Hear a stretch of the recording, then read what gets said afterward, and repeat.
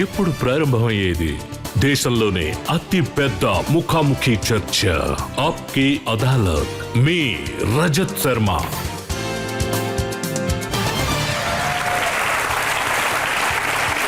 నమస్కారం, ఆప్కి అదాలత్కి మీకు స్వాగతం. ఇవాళ మన ఆప్కి అదాలత్లో చూడబోయేది అందరూ ఎంతగానో ఇష్టపడే ఒక యాక్టర్. ఆయన మీరు ఇప్పటి వరకు ఎంతగానో ఆదరిస్తూ వచ్చారు.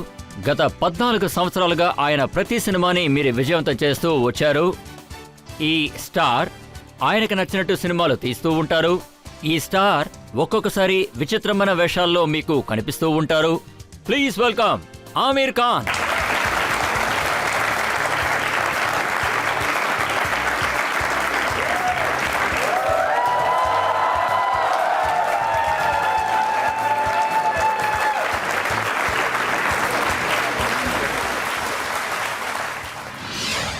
ఇవాల్టి కేసుని మనం మొదలు పెట్టడానికి ముందు ఇవాల్టి జడ్జ్ పుష్పేష్ పంత్ గారి అనుమతిని అడిగి మొదలు పెడదాం. ప్రస్తావన ప్రారంభిద్దాం. విచారణ మొదలు పెడదాం. ఆప్కి అదాలత్లో మొదటి ఆరోపణ ఆమీర్ ఖాన్ గారి మీద. ఆప్కి అదాలత్లో ఆమీర్ ఖాన్ గారి మీదున్న మొదటి ఆరోపణ, ఈయన చాలా పెద్ద ఇడియట్. అమీర్, ప్రజలందరూ మిమ్మల్ని ఎంతగానో కోరుకుంటున్నారు. అందరికీ మీరంటే ఒక గౌరవం కూడా ఉంది.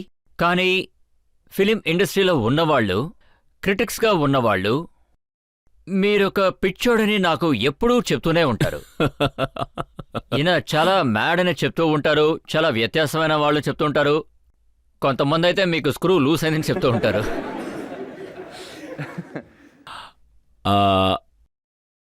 ఈ నేరారోపణలని నేను ఖచ్చితంగా అంగీకరిస్తాను. ఎందుకంటే నేను నిజంగానే పిచ్చివాణ్ణి. యాక్చువల్గా నేను నా మనసునే ఫాలో అవుతూ ఉంటాను. అంతేకాకుండా నా డెసిషన్స్ ఎప్పుడూ ఇంప్రాక్టికల్గా ఉంటూ ఉంటాయి. అందువల్ల అవి చూసేవాళ్ళకి పిచ్చితనంగా అనిపించవచ్చు. నాకు అవి ఇంప్రాక్టికల్గా ఉన్నాయని తెలుసు. డెసిషన్ తీసుకుంటున్నప్పుడు అవును వాళ్ళు చెప్పింది కరెక్టే అనిపిస్తుంది, అలా చేయకూడదు అనిపిస్తుంది. కానీ నా మనసు చెప్తుంది నువ్వు ఇది చేయకూడదు అని. నేను మీకు ఒక ఎగ్జాంపుల్ చెప్తాను. మేము రంగ్ దే బసంతి సినిమా చేశాం. రంగ్ దే బసంతి టైంలో రాకేష్ మెహ్రా మాకు స్టోరీ చెప్తున్నప్పుడు ఆయన నాకు కథ చెప్పగానే ఎంతో బాగా నచ్చింది. నేను వెంటనే నేను ఆయనకి గుర్తు చేశాను. అంటే ఇప్పుడు 2 monthsే అయ్యింది. 4th భగత్ సింగ్ అండ్ ఆజాద్ సినిమాలు రిలీజ్ అయ్యాయి, కానీ పెద్దగా ఆడలేదు. ఆ తర్వాత 2 నెలలకే ఆయన నాకు ఈ కథ చెప్తున్నారు, మళ్ళీ భగత్ సింగ్ ఆజాద్ గురించి. మనం ఇప్పుడు 5వ రీమేక్ చేయబోతున్నామా భగత్ సింగ్ అండ్ ఆజాద్ గురించి? అది మరీ ఇంప్రాక్టికల్ డెసిషనే, కానీ ఆ సినిమా చేయాలని నా మనసు చెప్తోంది. ఈవినింగ్ నా సిస్టర్ ఫోన్ చేసింది న్యూయార్క్ నుంచి. తనతో నేను ఈరోజు ఒక సినిమా సైన్ చేశానని చెప్పాను. మా ఫ్యామిలీలో ఒక పెద్ద సెలబ్రేషనే ఉంటుంది నేను సినిమా సైన్ చేస్తే. అల్టిమేట్లీ నేను సినిమాకి సైన్ చేశాను. ఎందుకంటే నేను తక్కువ సినిమాలు చేస్తుంటాను. తను అడిగింది నువ్వేం సినిమా చేయబోతున్నావని. నేను చెప్పాను 5th remake of Bhagat Singh and Azad అని. వెంటనే తను నవ్వేసింది, జోక్ చేస్తున్నావా అని. కాదు, నేను నిజంగానే చెప్తున్నాను. సో ఒకవైపు చూసుకుంటే ఇది ఇంప్రాక్టికల్ డెసిషన్లా ఉంటుంది. అలాగే నేను తారే జమీన్ పర్ చేశాను. అంటే చైల్డ్ కేర్ అండ్ ఎడ్యుకేషన్ గురించి ఒక సినిమా చేస్తున్నాను. అప్పుడు మార్కెట్లో వాళ్ళంతా వీడు ఏం సినిమా చేస్తున్నాడో అనుకున్నారు. ఇది ఆడుతుందా ఆడదా, ఇన్వెస్ట్ చెయ్యొచ్చా. సో ఈ విధంగా ఒక 10 సంవత్సరాల నుంచి నా డెసిషన్స్ చూసుకుంటే అన్ని డెసిషన్స్ కూడా ఒక రకంగా ప్రేమగా ఉన్న వాళ్ళు, మీరంటే ఇష్టపడే వాళ్ళు మిమ్మల్ని సైన్ చేయడానికి చాలా భయపడుతున్నారని విన్నాను. మీరు తారే జమీన్ పర్ ఎగ్జాంపుల్ ఇచ్చారు, అలాగే రంగ్ దే బసంతి గురించి చెప్పారు. మీరు అయిపోయారనే వాళ్ళు అనుకుంటున్నారు. చాలా కరెక్ట్గా చెప్పారు. ఇంతవరకు ఓకే, కానీ ఇప్పుడు చాలా పెద్ద సమస్య తీసుకుంటున్నాను. అంటే 3 Idiots సినిమా గురించి చెప్తున్నాను. ఒక తెలివైన వాడి దగ్గరికి వెళ్ళి, బాగా చదివిన వాడి దగ్గరికి వెళ్ళి నువ్వు ఒక ఇడియట్ అని చెప్తే ఎలా ఉంటుంది? చెప్పాలంటే ఈ సినిమాలో నా రియల్ ఏజ్ ఎంతంటే 44. సినిమాలో నాకు 22. ఇంతకంటే పెద్ద ధైర్యం కావాలా ఏమిటి?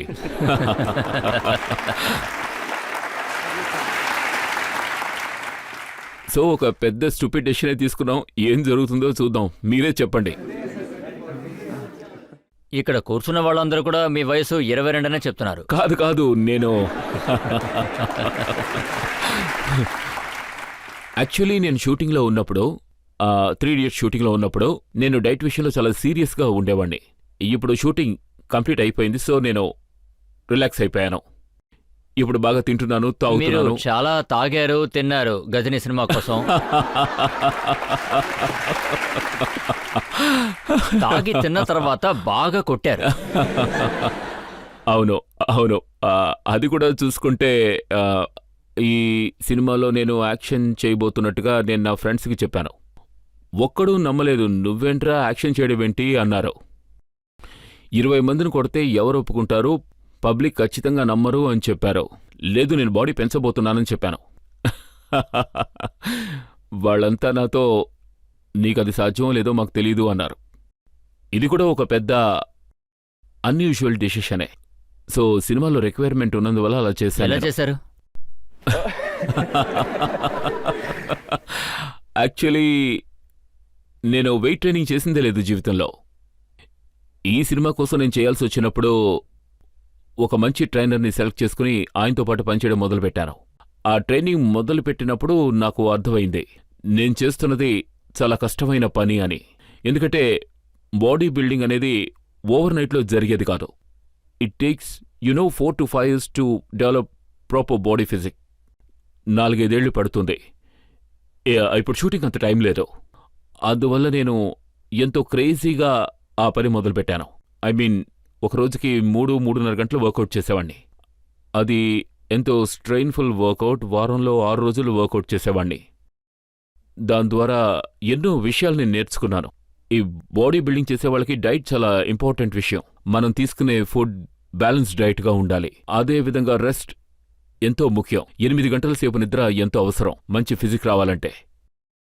నాకు అది తెలీదు. నేనే స్థాయిలో సక్సెస్ అవుతానో, ఏ స్థాయిలో డెవలప్ అవుతానో. మొత్తానికి జరిగింది ఫైనలీ. చాలా అద్భుతంగా వచ్చింది. ప్రజలు కూడా దాన్ని బాగా ఇష్టపడ్డారు. చూడండి, ఇప్పుడు 15 నిమిషాలు కాబోతుంది. మీరు అన్ని మర్చిపోతారేమో.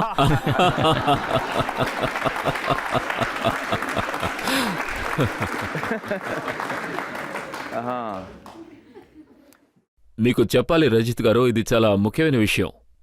అంటే మైండ్ అనేది చాలా విచిత్రమైంది. నేను ఈ గజనీ సినిమా చేస్తున్నప్పుడు అంతకుముందు నా మెమరీ కరెక్ట్గా ఉండేది, చాలా షార్ప్గా ఉండేది.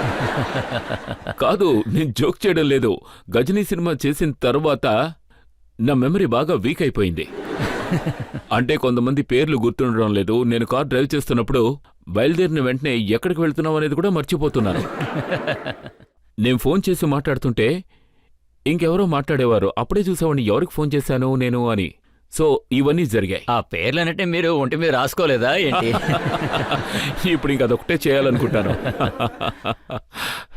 మీరు ఇలాంటి సినిమాలు చేయడం మొదలుపెట్టినప్పటి నుంచి, అంటే లగా నుంచి, ఆ టైంలో చాలా వ్యత్యాసమైన సినిమాలే రన్ అయ్యేవి. అంటే ఫ్యాషనబుల్ సినిమాలు. చాలా సినిమాలు స్విట్జర్లాండ్ లో షూట్ చేసేవాళ్ళు. ఇక్కడే షూటింగ్లు జరిగేవి. హీరోయిన్ చాలా మోడర్న్ గా ఉంటుంది. ఆ టైంలో లగాన్ చేయాలని మీరు నిర్ణయించుకున్నారు. అప్పుడు ఖచ్చితంగా మిమ్మల్ని అడుగుంటారు కదా, ఎందుకు ఇలాంటి టైంలో ఈ సినిమా చేస్తున్నామని? కాదు, ఎంతో మంది చెప్పారు. ఐ థింక్ అదేమిటంటే ఎంతో మంది వాళ్ళకి తెలుసు నేను ఏం చేయబోతున్నాను అని. వాళ్ళు నాతో ఏం చెప్పారంటే, నువ్వు బాగా రిస్క్ చేస్తున్నావు, ఇది మంచిది కాదు అన్నారు. జావేద్ గారి లిరిక్స్ ఆ సినిమా కోసం రాస్తున్నారు. ఆయన ఆ స్టోరీ విన్నారు. అశుతోష్ గారు కథ చెప్పడానికి వెళ్లారు. వినగానే ఆయన, అమీర్, నేను నిన్ను వెంటనే కలవాలి అన్నారు. నేను చెప్పండి సార్ ఏమిటి విషయం అని అడిగాను. ఆయన, అమీర్, ఇలాంటి దారుణమైన స్క్రిప్ట్ని ఇన్ని సంవత్సరాల్లో నేను ఎప్పుడూ వినలేదు, కానీ ఈరోజు విన్నాను అన్నారు. ఈ స్క్రిప్ట్ చాలా దారుణంగా ఉంది, ఇది ఖచ్చితంగా ఫ్లాప్ అవుతుంది అన్నారు. సో ప్లీజ్, నేను I'm well wisher of your, so ఈ సినిమా చెయ్యొద్దు అన్నారు. ఆ తర్వాత నేను ఎంతో భయపడిపోయాను. జావేద్ గారంటే నాకెంతో గౌరవం. నేను వెంటనే మీ ఇంటికి బయలుదేరొస్తాను అని చెప్పాను. నేను వెళ్ళి 2-3 గంటల సేపు కూర్చుని అర్థం చేసుకోవడానికి నేను ప్రయత్నించాను. ఆయన చెప్పిన దాంట్లో తప్పు లేదు. ఆయన చెప్పిన అన్ని విషయాలు మేము రూల్స్లోనే ఫాలో అవుతుంటాం. ఇలాంటివి చేయకూడదు, అలాంటివి చేయకూడదు, స్పోర్ట్స్ సినిమాలు చేయకూడదు, అవి చేయకూడదు. అలాంటి రూల్స్ ఏమున్నాయో ఆ రూల్స్ అన్నీ ఈ సినిమాలో, మెయిన్ స్ట్రీమ్ సినిమాలో అన్ని రూల్స్ని మీరు బ్రేక్ చేస్తున్నారు అన్నారు. మీరు చేసే సినిమా చాలా డేంజరస్ సినిమా అన్నారు.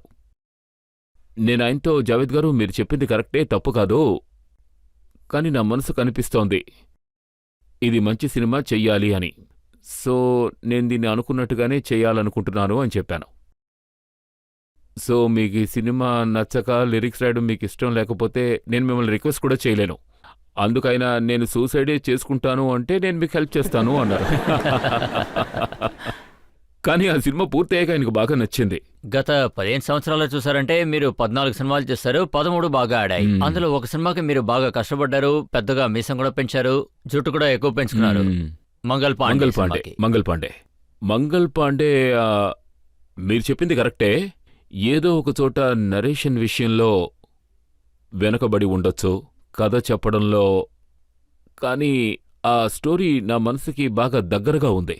ఎందుకంటే ఆ స్టోరీ ఫ్రీడమ్ గురించి మాట్లాడుతుంది, ఫ్రీడమ్ కాన్సెప్ట్ గురించి చెప్తుంది. అది ఆ సినిమాలో ఇండియన్స్ ఎంతో భావోద్వేగులు.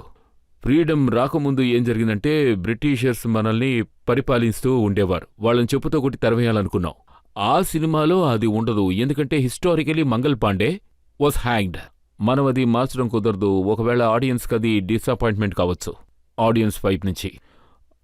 ఒకవేళ మీరు ఆ సినిమా చూస్తుంటే మీకు అర్థం అవ్వచ్చు. మీరు చెప్పండి. లేదు, నేను నేనేంటంటే మీకు ఇంకొక విషయం కూడా చెప్తాను.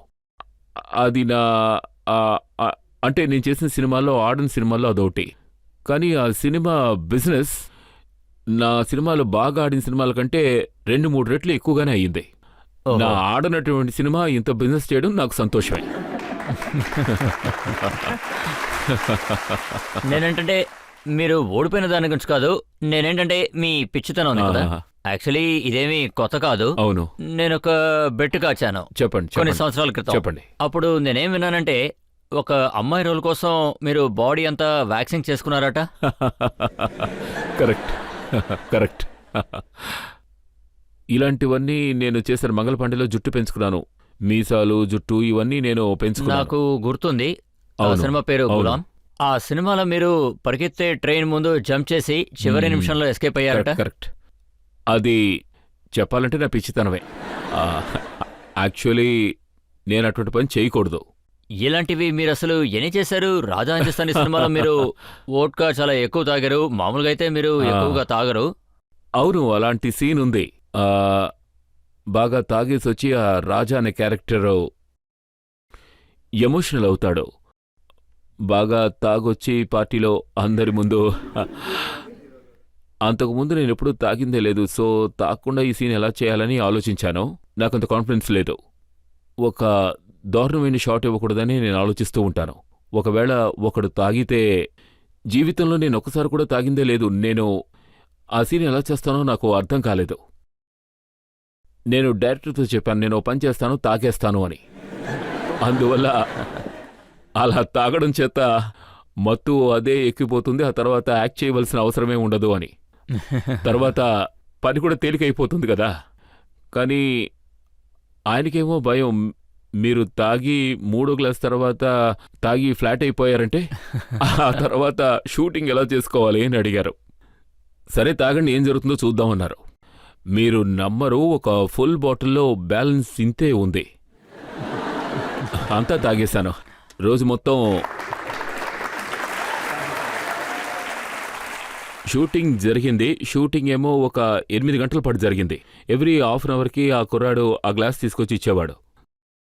తర్వాత అంటే మొదటి 2 గ్లాసులు నేను తాగిన తర్వాత నాకు వాంతొచ్చింది. ఎందుకంటే నాకు అలవాటు లేదు. I was not use to it. ఆ టేస్ట్ పులుపుగా వగరగా ఉంది. నా బాడీకి అది అలవాట్లేదు కదా. ఇప్పుడు బాగా అలవాటైందా? లేదు, ఇప్పటికీ అలవాటు అవ్వలేదు. ఆ తర్వాత మీరు మొదలు పెట్టలేదా? లేదు, నేను అలాంటి విషయాలకి దూరంగానే ఉంటాను వీలైనంత వరకు. మీరు ఎన్ని పిచ్చి పనులు చేశారు కదా. అవును. అన్నిటికన్నా ఎక్కువ పిచ్చి పని అంటే అసలు మీరు దేనంటారు?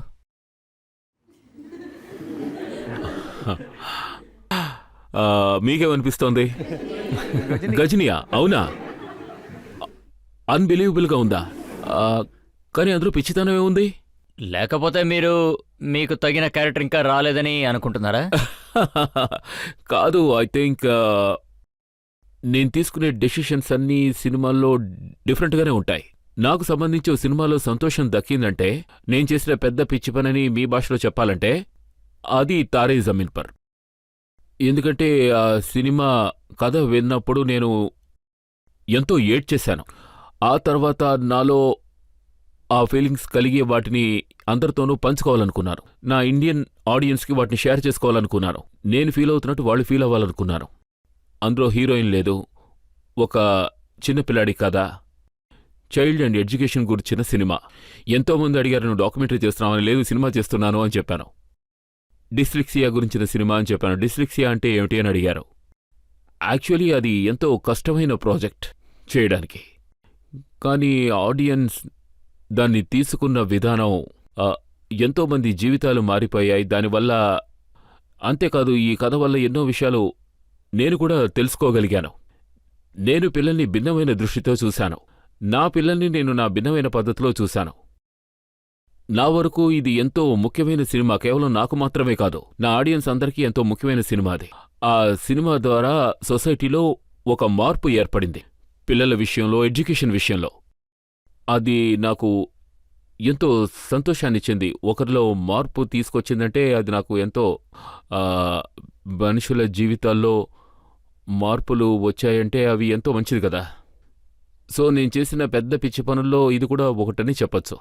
మీరు సినిమా చాలా బాగా తీశారు, చాలా అద్భుతంగా నడుచుకుంటున్నారు. నేను ఖచ్చితంగా ఒక విషయమైతే చెప్పగలను. ఈ సినిమా మీరు తీసినందువల్ల పిచ్చితనం అన్న మాటని నేనిప్పుడు వెనక్కి తీసుకుంటున్నాను.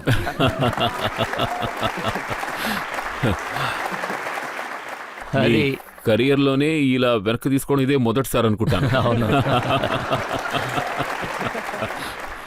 ఈ 16 సంవత్సరాల్లో అలాంటి సిచ్యువేషన్ ఎప్పుడూ రాలేదు, ఆరోపణ మళ్ళీ తిరిగి తీసుకోవడం అనేది. ఇప్పుడు మనం ఒక బ్రేక్ తీసుకుందాం. బ్రేక్ తర్వాత నేను ఈయన మీద వేసే ఆరోపణ తిరిగి తీసుకోకుండా ఉండడానికి ప్రయత్నిస్తాను. మీరు మీ బ్లాగ్లో ఏం రాశారన్నది ఇప్పుడు చదివి వినిపిస్తాను. దేవుడా, వద్దొద్దు, చదవకండి. నేనొక చెట్టు కింద మా అమ్మతో జునత్తో కూర్చుని ఆడుకుంటున్నాను. షారూక్ నా కాలు నాకుతున్నాడు.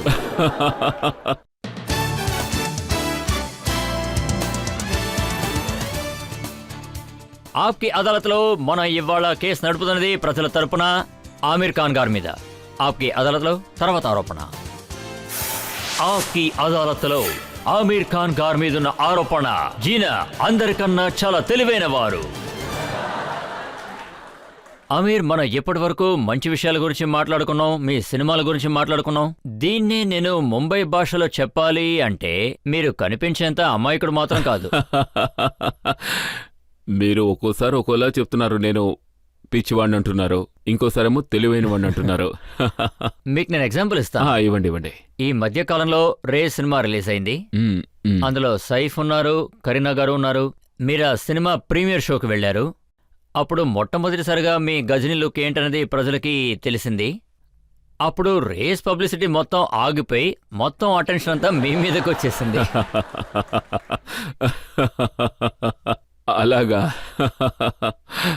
గజనీ సినిమాలో నాకు 2 లుక్స్ ఉంటాయి. ఒకటి జుట్టుతో ఉంటుంది, అది సంజయ్ సింగానియా. తర్వాత జీవితంలో మార్పు జరుగుతుంది. ఆ తర్వాత లుక్ టోటల్గా చేంజ్ అయిపోతుంది. తల మీద మచ్చలుంటాయి. సో సగం సినిమా షూటింగ్ అయిపోయింది. జుట్టుతో ఉన్న క్యారెక్టర్ షూట్ చేసేశారు. తర్వాత హెయిర్ని షేవ్ చేశారు. ఆ టైంలో నాకు రమేష్ అని ఒక ఫ్రెండ్ ఉన్నారు, రమేష్ తురాని. ఆయన ఫోన్ చేసి నాకు చెప్పారు, నా సినిమా ప్రీమియర్ ఉంది, రేస్ ఉంది అని. ఆయన పదే పదే నన్ను ఇన్సిస్ట్ చేస్తూ ఉండేవారు. ఆయన ఎన్నోసార్లు నన్ను పిలిచారు, కానీ నేను పార్టీస్కి వెళ్ళిందే లేదు, ఫంక్షన్స్ కూడా. నేను తప్పకుండా వస్తానని ప్రామిస్ కూడా చేశాను. అంతకు ముందు రోజే నాకు గుండు కూడా కొట్టారు. అలాంటప్పుడు ఇక నేనేం చేయగలను? సో అందువల్ల ఎలాంటి స్ట్రాటజీ లేదు. ఖచ్చితంగా స్ట్రాటజీ కాదు. షారూక్ ఖాన్ గారి సినిమా రబ్నే బనాదే జోడి చాలా కష్టపడి, అందులో ఆయన ఎంతో కష్టపడి ఆయన లుక్స్ కొంచెం మార్చుకున్నారు. ప్రజలు ఆ సినిమా చూడటానికి వెళ్ళినప్పుడు ప్రతి థియేటర్ బయట ఆమీర్ ఖాన్ గుండు కొట్టుకున్న పెద్ద కట్అవుట్ ఉంది. ప్రజలందరూ దాన్నే చూస్తూ ఉండిపోయారు. ప్రజలు రబ్నే బనాదే జోడీ క్యారెక్టర్ మర్చిపోయారు, ఈ క్యారెక్టర్ మాత్రం గుర్తుపెట్టుకున్నారు. గజనీలో నాకు ఒక పర్టికులర్ లుక్ ఉంది. ఆ లుక్ అన్ని సినిమాల్లోనూ ఇవ్వలేము, ఆ సినిమాలోనే ఉంటుంది. మేమేమనుకున్నామంటే ఆల్ ఇండియాలో ఎన్ని మల్టీప్లెక్స్లు ఉన్నాయో వాళ్ళందరితోనూ మనం ఒక డీల్ కుదుర్చుకుందాం. వాళ్ళకున్న హర్షెస్ కానివ్వండి, క్యాంటీన్స్ కానివ్వండి, మాల్స్ కానివ్వండి, స్టాఫ్ కానివ్వండి, వాళ్ళతో 40-50 మంది ఉంటారు. ఇంకా ఎక్కువగానే ఉంటారు. వాళ్ళందరినీ గజనీ లుక్లోకి మార్చి, జుట్టు షేవ్ చేసి, 2-3 మచ్చల్లాగా పెట్టించి, వాళ్ళలా తయారవుతే మా పోస్టర్లా అవుతుంది. అలాగే మా టైలర్ వాళ్ళకి అంటే మల్టీప్లెక్స్ స్టాఫ్ అయిపోయారు.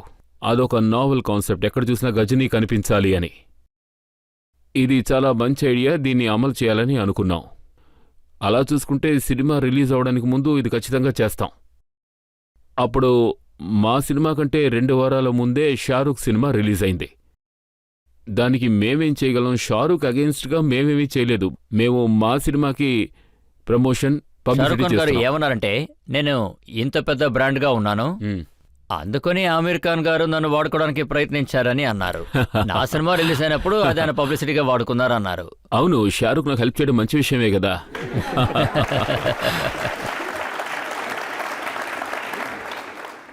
ఇవాళ మీరు చెప్తున్నారు ఆయన మీకు హెల్ప్ చేయడం మంచి విషయమని, కానీ మీరు మీ బ్లాగ్లో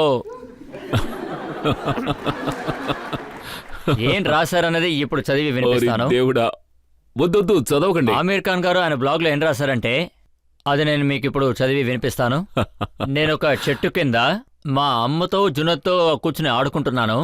షారూఖ్ నా కాలు నాకుతున్నాడు. మధ్య మధ్యలో నేను షారూఖ్కి బిస్కెట్ ఇస్తున్నాను. ఇంతకన్నా నాకు ఇంకేం కావాలి చెప్పండి? ఓహో,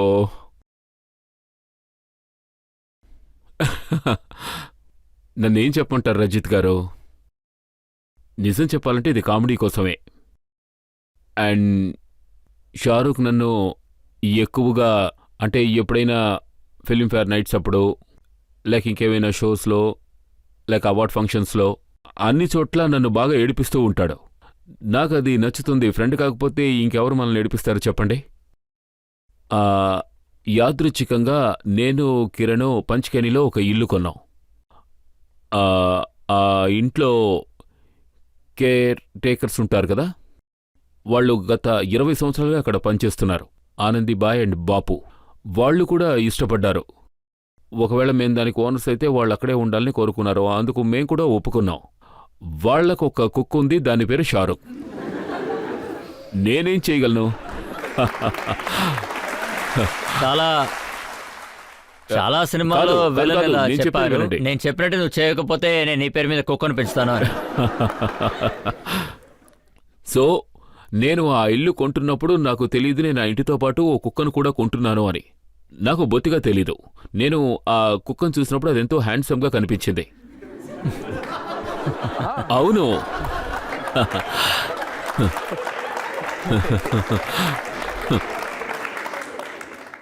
నేను కామెడీ చేస్తున్నాను అనుకోకండి, నిజమే చెప్తున్నాను. నిన్న కుక్క పేరు అడిగాను. ఆనందిబాయ్ నా కుక్క పేరు ఏమిటని అడిగితే షారూఖ్ అని చెప్పారు. కిరణ్ నాతో పాటే ఉంది. తను నన్ను అడిగింది, ఏమిటి ఈ కుక్కకి విచిత్రమైన పేరు పెట్టారు షారూఖ్ అని. ఆ బంగ్లాలో కొన్ని సంవత్సరాల క్రితం ఆ యాడ్ ఫిల్మ్ షూటింగ్ జరిగింది. దానికి షారూఖ్ వచ్చాడు. అప్పుడు ఆ బంగ్లాలో షారూఖ్తో షూటింగ్ జరిగింది. ఆ రోజే మేము ఆ బంగ్లాకి ఆ కుక్క పిల్లని మేము కొనుక్కొచ్చాము. మేం షారూఖ్ పెద్ద ఫ్యాన్ కనుక దానికి ఆ పేరు పెట్టామన్నారు.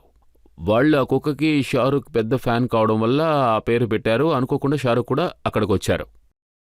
అప్పుడు కిరణ్ నాతో అంది, అమీర్ దీనికి షారూఖ్ అనే పేరు బాలేదు, మనం దీన్ని షాకీ అని పిలుద్దామంది. చెప్తే నమ్మరు, ఆ రోజు నుంచి మేము ఈ రోజు వరకు దాన్ని షాకీ అని పిలిచాం తప్ప షారూఖ్ అని కానీ పిలవలేదు. బ్లాగ్ లో మీరు అలా రాయలేదే. ఆ బ్లాగ్ విషయానికి వస్తాను. ఒకరోజు నేను అమ్మతో పాటు కూర్చున్నాను. నా కూతురు జునీర్తో గేమ్ ఆడుతున్నాను. నేను చెప్పాను, నేను షారూఖ్ గురించి రాస్తాను, అది చదివితే మీకు నవ్వొస్తుంది, తను కూడా ఎంజాయ్ చేస్తాడు అని చెప్పాను. ఎందుకంటే వాడు నన్ను అంత ఏడిపిస్తుంటాడు. అమీర్ నన్ను ఇంతవరకు ఏడిపించనే లేదని కూడా తను అనుకుని ఉంటాడు. అది బాగోదు కదా. అందుకే నేను ఊరికే తమాషా చేశాను. యాక్చువల్లీ షారూఖ్ ఖాన్ అంటే నా మనసులో ఎంతో గౌరవం ఉంది, రిగార్డ్ ఉంది, రెస్పెక్ట్ ఉంది. ఆ విషయంలో ఎలాంటి సందేహం లేదు. మీకు అంత రెస్పెక్ట్ ఇంకా రిగార్డ్ ఉంటే మీరు ఆ విషయాన్ని పబ్లిక్ గా చెప్పారు కదా. షారుఖ్ ఖాన్ నంబర్ 2నే, కానీ నంబర్ 1 మాత్రం నేనేనని. లేదు లేదు లేదు లేదు, తనని నెంబర్ 2 అనడానికి నేనెవరిని? యాక్చువల్లీ ఈ నెంబరింగ్స్ అవి నేను చూసుకోను. నా వరకు నాకు నా ఫేవరెట్ స్టార్ అంటే దిలీప్ కుమార్ గారు, బచ్చన్ గారు, నా నర్గీస్, వీళ్ళకి నేను పెద్ద ఫ్యాన్ని. నా దృష్టిలో వాళ్లే నెంబర్ 1, నాకు లతా నెంబర్ 1, నా దృష్టిలో వీళ్లే నెంబర్ 1. కానీ ఇందులో నేను అసలు ఇలాంటి ఏముందంటే countdowns అవి చూసుకోను. మొత్తంగా నేను ఈ నెంబర్ 2 అది చూసుకోను. నా దగ్గర నేను రీసెర్చ్ చేసిన ఒక విషయం ఒకటి ఉంది. మీరు షారూఖ్ ఖాన్ గారి గురించి ఏమన్నారు, ఆయన మీ గురించి ఏమన్నారు, అది మాత్రమే కాకుండా గత కొద్ది నెలలుగా ఈ సమస్య జరుగుతూనే ఉంది. యాక్చువల్లీ మా ఇద్దరు సినిమాలు ఒకేసారి రిలీజ్ అయినప్పుడు, రబ్నే బనాదే జోడీ అండ్ గజనీ రిలీజ్ అయినప్పుడు రిలీజ్ డేట్స్ డిఫరెంట్గా ఉన్నాయి. ఆ టైంలో మీడియాలో షారూఖ్ ఇంటర్వ్యూస్ ఇస్తున్నారు, నేను ఇంటర్వ్యూస్ ఇస్తూ ఉన్నాను. నాకు తెలిసింది ఆ విషయమే అనుకుంటున్నారు. అవును, ఇది ఆ టైంలో వచ్చింది మీరు అనుకుంటున్నారు. ఏమన్నారంటే ఆయనకి మార్కెటింగ్ స్కిల్స్ అస్సలు తెలియదు అన్నారు. అయ్యో, నేను అలా చెప్పలేదు. నా వరకు నేను గత 20 సంవత్సరాల నుంచి షారూఖ్ మీద ఎటువంటి కమెంట్స్ చేయలేదు, ఎప్పుడూ చేయలేదు. కానీ షారూఖ్ మాత్రం నా గురించి చాలాసార్లు ఎన్నో చెప్పాడు. నేను వాటికి సమాధానాలు కూడా చెప్పను. అనుకోకుండా నా సినిమా తన సినిమా ఒకేసారి రిలీజ్ అయినప్పుడు మీడియా వాళ్ళు తన్ని ప్రశ్నలు అడిగారు, నన్ను ప్రశ్నలు అడిగారు. అలా చూసుకుంటే తను నా గురించి ఎన్నోసార్లు చెప్పాడు, ఎన్నో విషయాలు చెప్పాడు, ఇప్పటికీ చెప్తూనే ఉంటాడు. అందుకని ఒకసారి రిప్లై ఇవ్వాలనిపించింది, నేను అలా చేశాను. నేను చెప్పాను. మీరు చాలా అద్భుతంగా సమాధానం చెప్పారు. నాకేది కరెక్ట్ అనిపించిందో అదే చెప్పాను. నేనెప్పుడూ షారూఖ్ ఖాన్ నెంబర్ 2 అని చెప్పలేదు. మీరు ఆయన నంబర్ 1 కాదని చెప్పారు. లేదు, నేను అలా చెప్పలేదు. నేను చెప్పింది నా దృష్టిలో నెంబర్ 1 సచిన్ టెండూల్కర్. ఇంతవరకు నేనే నెంబర్ 1 అని ఆయన చెప్పడం నేను వినలేదు. ఇదే నేను చెప్పాను. వాళ్ళ పిల్లలు మీ పెద్ద ఫ్యాన్ అని విన్నాను. కానీ మీరు ఎప్పుడైతే ఆ కుక్క మీద ఒక కవిత రాశారో వాళ్ళ పిల్లలకి మీ మీద కోపం వచ్చేసింది. అవును అవును. యాక్చువల్లీ నాకు షారూఖ్ అంటే ఎంతో గౌరవం ఉంది. ఎందుకంటే ఆయన ఒక మంచి ఫ్యామిలీ మ్యాన్. తన షూటింగ్స్ లేవంటే ఎప్పుడూ ఫ్యామిలీతోనే ఉంటాడు. హిస్ వైఫ్, హిస్ సిస్టర్, వాళ్ళమ్మ, వాళ్ళ ఫ్యామిలీ ఎప్పుడు తనతో పాటే ఉంటారు. ఊహించిన విధంగా నా వల్ల ఏదైనా తప్పు జరుగుంటే, నా వల్ల వాడి ఫ్యామిలీ ఎఫెక్ట్ అయ్యుంటే, నేను దానికి అన్కండిషనల్ అపాలజీ చెప్తున్నాను తనకి, తన ఫ్యామిలీకి. ఎందుకంటే నేను ఎవరి మనసుని గాయపరచను. చెప్పాలంటే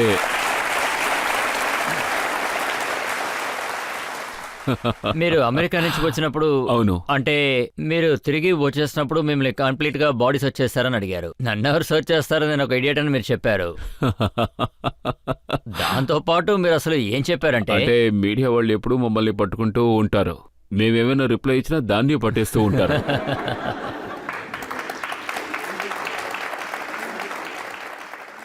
నేను ఎయిర్పోర్ట్ నుంచి వస్తున్నప్పుడు మిమ్మల్ని ఎవరైనా సర్చ్ చేస్తారా అని అడిగారు. దానికి నేను ఏం చెప్పాలి? నో కమెంట్స్ అని చెప్పాలి.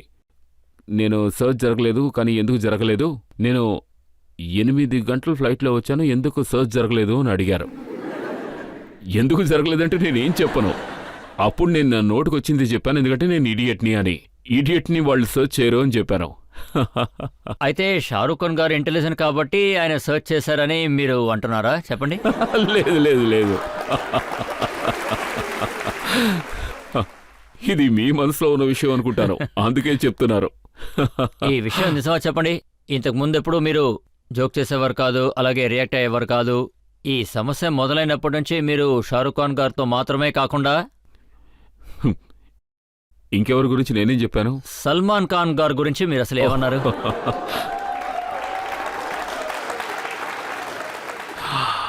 నేను సల్మాన్ నాకు గురించి ఏం అసలు చెప్పాను? ఏం తెలిసిందంటే, మీ కజిన్ సినిమా రిలీజ్ అయినప్పుడు అందులో మీరే మెయిన్ వెనకాల ఉన్నారు. అందులో ఒక పాట మీరు రాయించారు. ఆ పాట है मस्कुलर, वेरी मस्कुलर, है पॉपुलर, वेरी पॉपुलर. ఇదంతా సల్మాన్ ఖాన్ గారి గురించేగా? ఆ తర్వాత మీరు రాయించారు, पप्पू दिखने में अंग्रेज है, पप्पू की गाड़ी तेज है, पप्पू कुड़ियों में क्रेज है, చివరిలో మీరు बट पप्पू कांट डांस आला.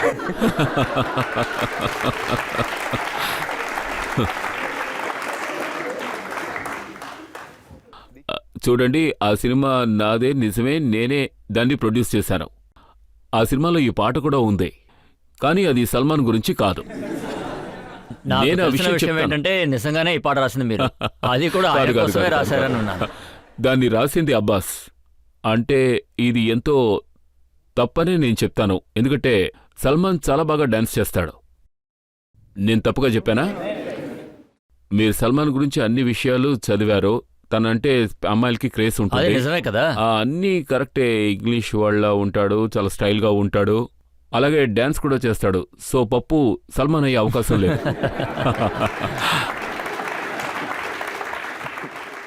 ఇప్పుడు 3 డేస్ వచ్చింది కదా, సినిమా అయితే ఇంకా రిలీజ్ అవ్వలేదు. లేదు లేదు. కానీ అందులో వర్క్ చేసేవాళ్ళు నాకు చెప్పారు ఆ సినిమాలో మీకు కరీనాకి ఒక పెద్ద కిస్సింగ్ సీన్ ఉందట. ఓ నిజమేనా? నాయనో. అది కాకుండా వాళ్ళు చెప్పింది ఏంటంటే ఆ సీన్ ని సైఫ్ అలీ ఖాన్ గారు చూసారంటే కళ్ళు తిరిగి పడిపోతారన్న. ఇప్పుడు నేను మిమ్మల్ని ఒక విషయం అడగాలి. ఈ విషయాలన్నీ మీకు ఎలా తెలుస్తున్నాయి? ఈ సినిమా ఇంకా రిలీజ్ అవ్వలేదు. ఈ విషయం మీరు ఎలా తెలుసుకున్నారు? ఎలాగో చెప్పండి, నాకు చాలా ఆసక్తిగా ఉంది. మీకు ఎలా తెలుసా ఈ ముందు విషయం? మీరు ఈ విషయం చెప్పండి, అది ఎంత పెద్ద సీన్?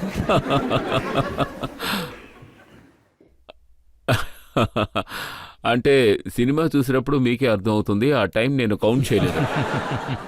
కానీ ఒక చక్కటి రొమాంటిక్ మూమెంట్ ఉంది. కానీ ఈ విషయాలన్నీ మీకు ఎలా తెలుసా? ఇంకా సినిమా రిలీజ్ అవ్వలేదు కదా, ఎలా తెలుసుకున్నారు? అయితే ఈ విషయం నిజమేనంటారా? ఒక స్టంట్ వచ్చి అంటే కుర్బాన్ సినిమాలో ఈ కుర్బాన్ సినిమా నిజంగానే కుర్బాన్ చేసేస్తుందంటారా? అబే అటువంటిదేం లేదు. స్టంట్ ఏమీ లేదు.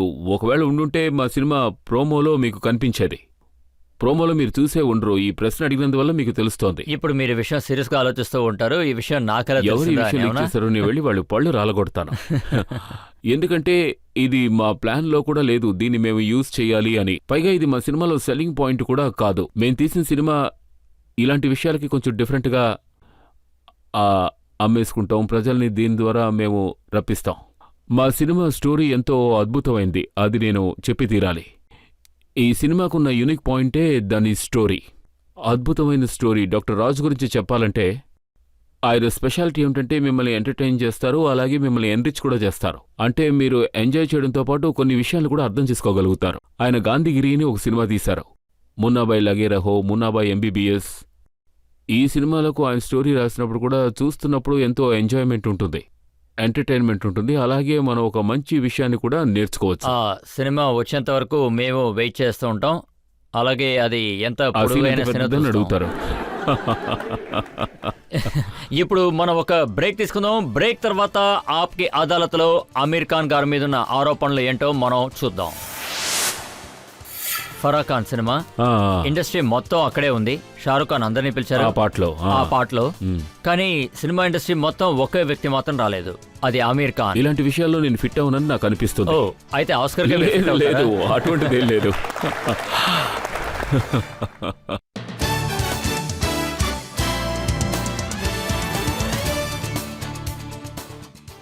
ఆప్కి అదాలత్లో ప్రజల తరపున మనం ఇవాళ ప్రశ్నలు అడుగుతున్నాం ఫిల్మ్ స్టార్ ఆమీర్ ఖాన్ గారిని.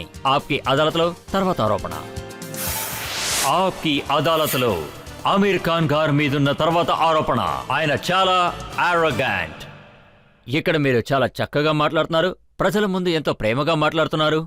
కానీ ఫిలిం ఇండస్ట్రీలో ఉన్న వాళ్ళు చెప్తున్నారు ఈయన బరిలోకి దిగారంటే ఈయన చాలా అరగంటగా ఉంటారు అని. ఈ రీసెంట్గా నాకు ఈ విషయం ఒకరు చెప్పారు. 3 Idiots సినిమా ట్రైలర్ని మీరు మీడియాకి చూపించారు, పాట రిలీజ్ అయింది, కానీ ఈ సినిమా హీరోయిన్ కరీనా కపూర్ గారు మాత్రం కనిపించలేదు. కనిపించలేదు అంటే ఆవిడ అక్కడికి రాలేదు. అలాగా? అంటే ఆమీర్ ఖాన్ అక్కడ ఉంటే ఇంకెవరు అవసరం లేదని అర్థమా? లేదు లేదు, అటువంటిదేం లేదు. డెఫినెట్గా కాదు. నేను ఏ యాంగిల్లోనూ యారగెంట్ కానే కాదు. మా ప్రోమోలో చూసారంటే రాజు గారు, వినోద్ గారు తర్వాతనే ఉన్నారు. ప్రోమో రిలీజ్ అయిన టైంలో చూస్తే ఆ తర్వాత మేము ఇంకొక ప్రోమో రిలీజ్ చేసాం. అందులో మాధవన్, శర్మన్ ఇంకా నేను ఆల్ ఈస్ వెల్ పాట ఉంది కదా, అది రిలీజ్ చేశాం. కరీనాతో ఉన్న రొమాంటిక్ సాంగ్ని నేను కరీనా కలిసి రిలీజ్ చేశాం. ఇది మొత్తం వినోద్ గారి ప్లానే. ఆ పిక్చర్ ప్రొడ్యూసర్ అయిన ఈ సినిమాలోని ఒక్కొక్క సాంగ్ని ముగ్గురు విడివిడిగా రిలీజ్ చేసాం, 2 పాటల్ని విడిగా రిలీజ్ చేసాం. సరే ఈ ఆన్సర్ నేను romantic ఒప్పుకుంటున్నాను. song. అంటే చాలా రొమాంటిక్స్ పాట. రొమాంటిక్ పాటలైనా హీరోని ముందుకు తీసుకొచ్చారు కదా. ఇండస్ట్రీ ఉన్న చోట అందరూ కలిసే ఒక చోట. నేను మీకు ఒక ఉదాహరణ ఇస్తాను. ఓం శాంతి ఓం, ఫరా ఖాన్ సినిమా ఆ, ఇండస్ట్రీ మొత్తం అక్కడే ఉంది. సంజయ్ దత్ గారు వచ్చారు, సల్మాన్ ఖాన్ గారు కూడా వచ్చారు, షారుఖ్ ఖాన్ గారు అందరినీ అవును ఆ పిలిచారు. సాంగ్ లో అవును, ఆ పాటలో ధర్మేందర్ లాంటి సీనియర్ ఆర్టిస్టులు కూడా ఆ పాటలో వచ్చారు. కానీ ఇండస్ట్రీ నుంచి ఒక వ్యక్తి మాత్రం అసలు రాలేదు. అదెవరంటే ఆమీర్ ఖాన్. అవునా? యాక్చువల్లీ ఈ విషయంలో నా ఆరగెన్స్ ఏమీ లేదు. నేను చేసే పనిని సీరియస్గా తీసుకుంటాను. మిగతా వాళ్ళు అలా ఉండరని నేను చెప్పను. నా వరకు నేను ఏదైనా సినిమాలో ఒక్క షాట్ చేసినా కూడా నేను ముందు స్క్రిప్టే చదువుతాను, ఆ తర్వాత డిసైడ్ చేసుకుంటాను చెయ్యాలా వద్దా అని.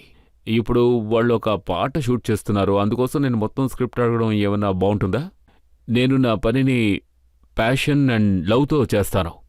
ఒకవేళ మీరు 100 కోట్లు ఇచ్చి ఈ సినిమా చెయ్యి, ఈ సాంగ్ చేయమంటే నేను చేయను. నాకు లోపల నుంచి ఒక గొంతు వినిపించకుండా నేను ఆ విషయం చేయను. అండ్ అందుకోసం నేను ఒక స్క్రిప్ట్ అడగలేను. ఒకవేళ ఆ స్క్రిప్ట్ నేను అడిగి చదివి అది నాకు నచ్చకపోతే అది కూడా తప్పే. ఆ స్క్రిప్ట్ చదివేసి నేను చేయలేదంటే అది తప్పే అవుతుంది కదా, ఇబ్బందిగా ఉంటుంది. సో ఇలాంటి విషయాలకు నేను దూరంగా ఉంటాను. నన్ను నోటీస్ చేస్తే తెలుస్తుంది. నేను పార్టీస్కి వాటికి వెళ్ళను, ఫంక్షన్స్ కూడా పెద్దగా వెళ్ళను. అవార్డ్ సెరమనీకి వెళ్ళరా? అవార్డ్ సెరమనీస్కి వెళ్ళను. అవును. అందుకే మిమ్మల్ని అరగంట అంటున్నారు. కాదు కాదు, ఇండస్ట్రీ ఇది మొత్తం ఉన్న చోట మీరు ఆరగన్స్ ఏమీ కాదు. ఇలాంటి విషయాల్లో నేను ఫిట్ అవునని నాకు అనిపిస్తుంది. నేను అందులో ఫిట్ అవును, ఎందుకంటే అదొక వినోదమైన ప్రపంచం. అయితే మీ స్టాండర్డ్ వేరే, మీరు ఆస్కర్కి మాత్రమే ఫిట్ అవుతారా? కాదు కాదు కాదు కాదు. ఎంత మాట అన్నారు. చాలా బాగా చెప్పారు. కానీ ఈ విషయంలో ఎంత మాత్రం నిజం లేదు. నన్ను అడిగితే ఇండియన్ అవార్డ్స్ విషయానికి వస్తే ఆ విషయంలో నా ఎక్స్పీరియన్స్ అంతగా సెట్ అవ్వలేదు. ఇందులో దాచిపెట్టేదేమీ లేదు, అందరికీ తెలుసు. అందుకే నేను దూరంగా ఉంటాను. ఆస్కర్లో నా ఎక్స్పీరియన్స్ ఎంతో బాగుంది. సో అవార్డ్స్ గురించి చెప్పాలంటే అవి నాకు సెట్ అవ్వవు అనుకుంటే నేను కొంచెం దూరంగానే ఉంటాను. ఆ సమస్య లేకపోతే నేను ఎందుకు దూరంగా ఉంటాను? అంతేకాకుండా నేను ఆస్కర్స్ అవార్డ్స్ కోసం సినిమాలు అవి తీయను. నేను ఆడియన్స్ కోసమే సినిమాలు చేస్తాను. నన్ను అడిగితే ఆస్కార్కున్న వాల్యూ ఏమిటంటే దాని ద్వారా మనం తీసిన సినిమాకి ఒక ద్వారం వస్తోంది, ఒక కిటికీ వస్తోంది మిగిలిన ప్రపంచానికి. యాజ్ ఏ మార్కెటింగ్ టూల్గా నేను దాన్ని ఉపయోగించుకోవాలనుకుంటున్నాను, ఇంకేం కాదు. ఎందుకంటే ఆస్కర్లో ఉన్నవాళ్ళు నువ్వు బాగా చేశావు చేయలేదని చెప్పాల్సిన అవసరం లేదు. నా ఆడియన్స్ ముందే చెప్పేస్తారు నేను మంచి సినిమా చేశానా లేదా అన్న విషయం. ఎవరి కోసం సినిమా చేస్తున్నానో నచ్చిందో లేదో వాళ్లే చెప్తారు. అదే నాకు కావాల్సింది. అవార్డ్స్ వల్ల నాకేంటి లాభం? కానీ ఇటువంటి ఒక అవార్డు ఉంటే లైక్ కాన్ ఫిల్మ్ ఫెస్టివల్, లేక బెర్లిన్ ఫిల్మ్ ఫెస్టివల్, ఆస్కార్, ఇలాంటి ఎన్నో స్టేజెస్ ఉన్నాయి. ఇవన్నీ ఇంటర్నేషనల్లీ రికగ్నైజ్డ్. అక్కడ మనకు ఒక అంగీకారం. సినిమా నచ్చిందంటే లైక్ లగాన్, ఇదొక ఎగ్జాంపుల్. అందుకనే మహేష్ భట్ గారు ఈ మాట చెప్పారు. బెర్లిన్, కాన్, ఆస్కర్ గురించి మాట్లాడుతున్నారు అంటే వైట్ స్కిన్ వాళ్ళ ముందు తల వంచడానికైనా సిద్ధంగా ఉన్నారని అన్నారు. లేదు, నేను తల వంచడాలవి ఎవరి ముందు చెయ్యను. ఎవరి ముందు తల వంచను. వాళ్ళ చర్మం రంగు ఎలా ఉన్నా దాని గురించి నాకు దిగులు లేదు. రేపు బెర్లిన్ వాళ్ళు నల్లగా అయిపోతే నేను దిగులు పడ్డాం. సో నా వరకు నేను చెప్పేది ఏమిటంటే ఇటువంటి ప్లాట్ఫామ్స్ ఉన్నాయి కదా, బెర్లిన్ కానివ్వండి, కాన్స్ కానివ్వండి, ఆస్కార్ కానివ్వండి, ఎన్నో సంవత్సరాలుగా వీళ్ళు ఒక లెవెల్ ఆఫ్ స్టాండర్డ్ మెయింటైన్ చేస్తున్నారు. ఈ లెవెల్ ఆఫ్ స్టాండర్డ్ మీరు మెయింటైన్ చేస్తే మీకు ఆ మర్యాద దక్కుతుంది. ఇది మీ దగ్గరే ఉంది. ఈ మర్యాదని మీరు ఏ లెవెల్లో మెయింటైన్ చేస్తున్నారు అనేది. నేను ఒక అవార్డ్ని, నేను ఒక సంస్థని మొదలుపెట్టి ఆ అవార్డ్ని అమ్మడం మొదలు పెడితే ఇక విలువే ఉంటుంది. సో ఇటువంటి ఇది నేను కాదు, మీరు చెప్తున్నారు. నేను మీకు ఎగ్జాంపుల్ చెప్పానంతే. అంటే ఇప్పుడు అన్నిటిని ఎవరెవరు కొంటున్నారో మీరు చెప్పొచ్చుగా. నేను మీకు రేపు పంపిస్తాను. అంటే ఇప్పుడు నేను మీకు ఏం పాయింట్ చెప్పదలుచుకున్నానంటే ఈ సంస్థలున్నాయే ఇవి ఈ సంస్థలు ఎన్నో సంవత్సరాలుగా ఒక స్టాండర్డ్ని మెయింటైన్ చేస్తున్నాయి. అందువల్ల ఆ ప్లాట్ఫామ్స్ని నమ్ముతున్నారు. ఒకవేళ మా సినిమా వాళ్ళకి నచ్చిందంటే లగాన్ సినిమాని ఒక ఎగ్జాంపుల్కి చెప్తున్నా. లగాన్ ఆస్కార్కి నామినేట్ అయింది. ఆ సినిమా ఆస్కార్కి నామినేట్ అయినందువల్ల ప్రపంచం అంతటా మామూలుగా లగాన్ గురించి వాళ్ళకి ఎటువంటి ఇన్ఫర్మేషన్ దక్కదు. వాళ్ళు నెట్లోకి వెళ్ళి వెతుకుతున్నారు ఏం సినిమా ఆస్కార్కి నామినేట్ అయింది అని. వాళ్ళు డీవీడీలు కూడా వెతుకుతున్నారు, ఆ సినిమా చూడాలనుకున్నారు. ఈ విధంగా ఎంతో మంది ఒక ఇండియన్ సినిమాని చూశారు. అలాగే ఒక ఇండియన్ మెయిన్ స్ట్రీమ్ సినిమాని ఇష్టపడ్డారు బాగా. ఈ విషయం ఎంతో నిజమో చెప్పండి. లగాన్ ఒకవేళ 3 గంటల సినిమా కాకపోయుంటే అక్కడున్న జ్యూరీ ఆడియన్స్ వాళ్ళందరూ ఈ సినిమాని చూసి అది చిన్నదై ఉంటే పాటలు కట్ చేస్తుంటే దానికి అవార్డు వచ్చిండేది అంటున్నారా? యాక్చువల్గా ఇందులో ఎంత మాత్రం నిజం లేదు. ఎందుకంటే నేను మీకు ఒక ఎగ్జాంపుల్ చెప్తాను. ఎందుకంటే 56 ఫిల్మ్స్ ఆ సంవత్సరం వచ్చాయి లగాన్ కాంపిటీషన్లో ఉన్నప్పుడు. నామినేట్ అయి టాప్ 5లోకి రావడం ఎంత కష్టం అంటే అక్కడున్న జ్యూరీ మెంబర్స్కి దాదాపుగా 300 నుంచి 400 మంది మెంబర్స్ ఉంటారు.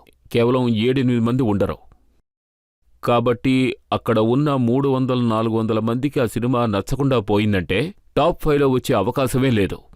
ఒకవేళ ఆ సినిమాలో పాటలుండి ఆ పాటలు వాళ్ళకి నచ్చకపోవచ్చు, బాగా పొడుగ్గా ఉందని ఫీల్ అయితే అసలు నామినేట్ చెయ్యరు. మన సినిమా నచ్చింది, మన ఇండియన్ సినిమా నచ్చిందంటేనే వాళ్ళు దాన్ని నామినేట్ చేస్తారు. దాదాపు 10-12 సినిమాలు ఉన్నాయి ఆ సంవత్సరం. అన్ని కంట్రీస్ నుంచి వచ్చాయి. అవేవీ నామినేట్ అవ్వలేదు, కానీ లాగా నామినేట్ అయింది. ఆస్కార్లో నామినేట్ అయితేనే ఒక రకంగా అది విజయం. ఆస్కార్ ఫంక్షన్కి వెళ్ళినప్పుడు అక్కడ ఎందరో ఇంగ్లీష్ వాళ్ళు ఉన్నారు. వాళ్ళెవరూ నాకు తెలీదు. వాళ్ళు లగాన్ చూడడం వల్ల నన్ను గుర్తుపట్టారు. వాళ్ళు జ్యూరీ మెంబర్స్ అట, కానీ నాకు తెలీదు. అప్పుడు మా పేరు అనౌన్స్ అవ్వలేదు, నో మ్యాన్స్ ల్యాండ్ అనౌన్స్ అయింది. ఆ తర్వాత ఫంక్షన్ పూర్తయ్యాక దాదాపు 50 మంది నా దగ్గరకు వచ్చారు. మాకెంతో బాధగా ఉందని నాతో చెప్పారు. మీ సినిమా సెలెక్ట్ అవ్వలేదు అన్నారు. మీరెందుకు బాధపడుతున్నారు అని అడిగాను. మేం జ్యూరీలో ఉండి మీకు ఓట్ చేశామని చెప్పారు. మాకు ఆ సినిమా అంత బాగా నచ్చిందని చెప్పారు. ఒకవేళ మీ ఆ సినిమాకి అవార్డు వచ్చుంటే చాలా మంచి విషయాలు జరుగుండేవి. కానీ వేరే సినిమాకి వచ్చింది, అది స్లమ్ డాగ్ మిలియనీర్. ఆ సినిమాకి ఆస్కర్ వచ్చింది, కానీ ఆ సినిమా నన్ను పెద్దగా ఇంప్రెస్ అయ్యలేదని మీరు చెప్పినట్టున్నారు. నాకొక సమస్య ఉంది. యాక్చువల్గా నేను యారగెంట్ కాదు, నిజాయితీపరుణ్ణి. అంటే నేను అబద్ధం చెప్పలేను. అప్పుడు స్లమ్ డాగ్ మిలియనీర్ నేను చూడలేదు. నా friend cinema, Anil Kapoor cinema, ఆయన నా ఫ్రెండ్. నేను డానీ బాయ్ల్కి పెద్ద ఫ్యాన్ని. ఆయన ఒక సినిమా తీశారు, అది ప్రజలకు బాగా నచ్చిందని వినగానే ఎంతో సంతోషించాను. వాళ్ళని విష్ చేయడం కోసం నేను ప్రీమియర్కి వెళ్ళాను. అప్పటి వరకు సినిమా చూడలేదు. ఆ సినిమా చూడగానే నాకేమనిపించిందంటే పర్సనల్గా ఓకే అనిపించింది, కానీ పెద్దగా నచ్చలేదు. నాకు నచ్చినప్పుడు అది బాగుందని నేను ఎలా చెప్పగలను? నాకు ఓకే అనిపించింది. మన ఇండియాలో ఇలా జరుగుతుందని వాళ్ళు చూపించారు, బట్ ఇండియాలో అలా జరగడం లేదు, కానీ వాళ్ళు చూపించారు. ఏం చేయగలం? నా వరకు మాత్రం పర్సనలీ ఆ సినిమా పెద్దగా నచ్చలేదు. ఈ నిజం నేను ఎలా చెప్పగలను చెప్పండి. కానీ ఆ సినిమాకి ఆస్కర్ రావడం మంచి విషయమే కదా. వచ్చింది, జ్యూరీ ఏమన్నారంటే సంతోషమే. జ్యూరీ మెంబర్స్ నచ్చింది, మనమేం చేయగలం? ఈ సినిమా అనేది ఒక సబ్జెక్టివ్ విషయం. ఇందులో ఏ రూల్స్ అండ్ రెగ్యులేషన్స్ ఉండవు. ఒక సినిమా నాకు నచ్చచ్చు, మీకు నచ్చకపోవచ్చు. కానీ ఈ విషయం నేను ఒప్పుకోవాలి. ఒకరు మంగళ్ పాండే సినిమా చూసి నాకు నచ్చలేదని చెబితే అది నేను అంగీకరించాలి. ఎందుకంటే వారు చూశారు, ఆయనకు అది నచ్చలేదు. I have to accept that. I can't say ఆ సినిమాలో నేను చాలా బాగా చేశాను, ఎందుకు మీకు నచ్చలేదు అని అడగలేను. సరే, కరెక్టే మీరు కదా? చెప్పే ఈ ఆస్కర్ విషయాన్ని నేను ఒప్పుకుంటున్నాను. బ్లాక్ ఫిలిం, అమితాబ్ బచ్చన్ అందరూ రెస్పెక్ట్ చేశారు. కానీ ఆ సినిమాని మీరు చూసి ఏమన్నారంటే ఇది చాలా ఇన్సెన్సిటివ్గా ఉంది అని. ఇన్సెన్సిటివ్, అవును. బ్లాక్ సినిమా చూసినప్పుడు నాకు పెద్దగా నచ్చలేదు. ఏం చేయను? ఆ సినిమా వల్ల నాకు మన ఆడియన్స్కి ఏం చూపిస్తున్నాం, నాకేమనిపించిందో చెప్తాను. అంటే ఒక అమ్మాయికి పిల్లల గురించి, ఆ అమ్మాయికి చెవులు వినపడవు, కళ్ళు కనిపించవు, తను మాట్లాడలేదు, తన్ని చెంప మీద కొడుతున్నాం, తన్ని నీళ్ళల్లో ముంచి నొక్కేస్తున్నాం, ఆ తర్వాత తన్ని ఎంతగానో భయపెట్టి బెదిరించి టార్చర్ చేసి నేర్పిస్తున్నాం. ఇండియాలో మీరు దేశవ్యాప్తంగా చూశారంటే చైల్డ్ కేర్లో చైల్డ్ అబ్యూస్ ఎంత జరుగుతోంది. మనం పిల్లలు కొట్టడానికి నిమిషం కూడా ఆలోచించడమే లేదు. ఇది నార్మల్ విషయం అనుకుంటున్నాం. ఇండియాలో చెంపటి మీద కొట్టడం ఎంతో నార్మల్ విషయం. సిటీలో, టౌన్లో, పల్లెటూళ్లలో ఇండియాలో చైల్డ్ అబ్యూస్ చాలా ఎక్కువగా ఉంది. పైగా మీరు అది సినిమాలో కూడా చూపిస్తున్నారు. అందులోని లీడ్ యాక్టర్ చెంప మీద కొడుతున్నారు, నీటిలో ముంచేస్తున్నారు. ఆ తర్వాత ఆ పిల్ల కోలుకుని నేర్చుకోవాల్సింది నేర్చుకుంటోంది. మీరు ఆడియన్స్కి ఏం చెప్పదలుచుకున్నారు? ఒకవేళ మీ పిల్లలకి ఏమైనా ప్రాబ్లం ఉంటే బాగా కొట్టండి, నేర్చుకుంటారనా?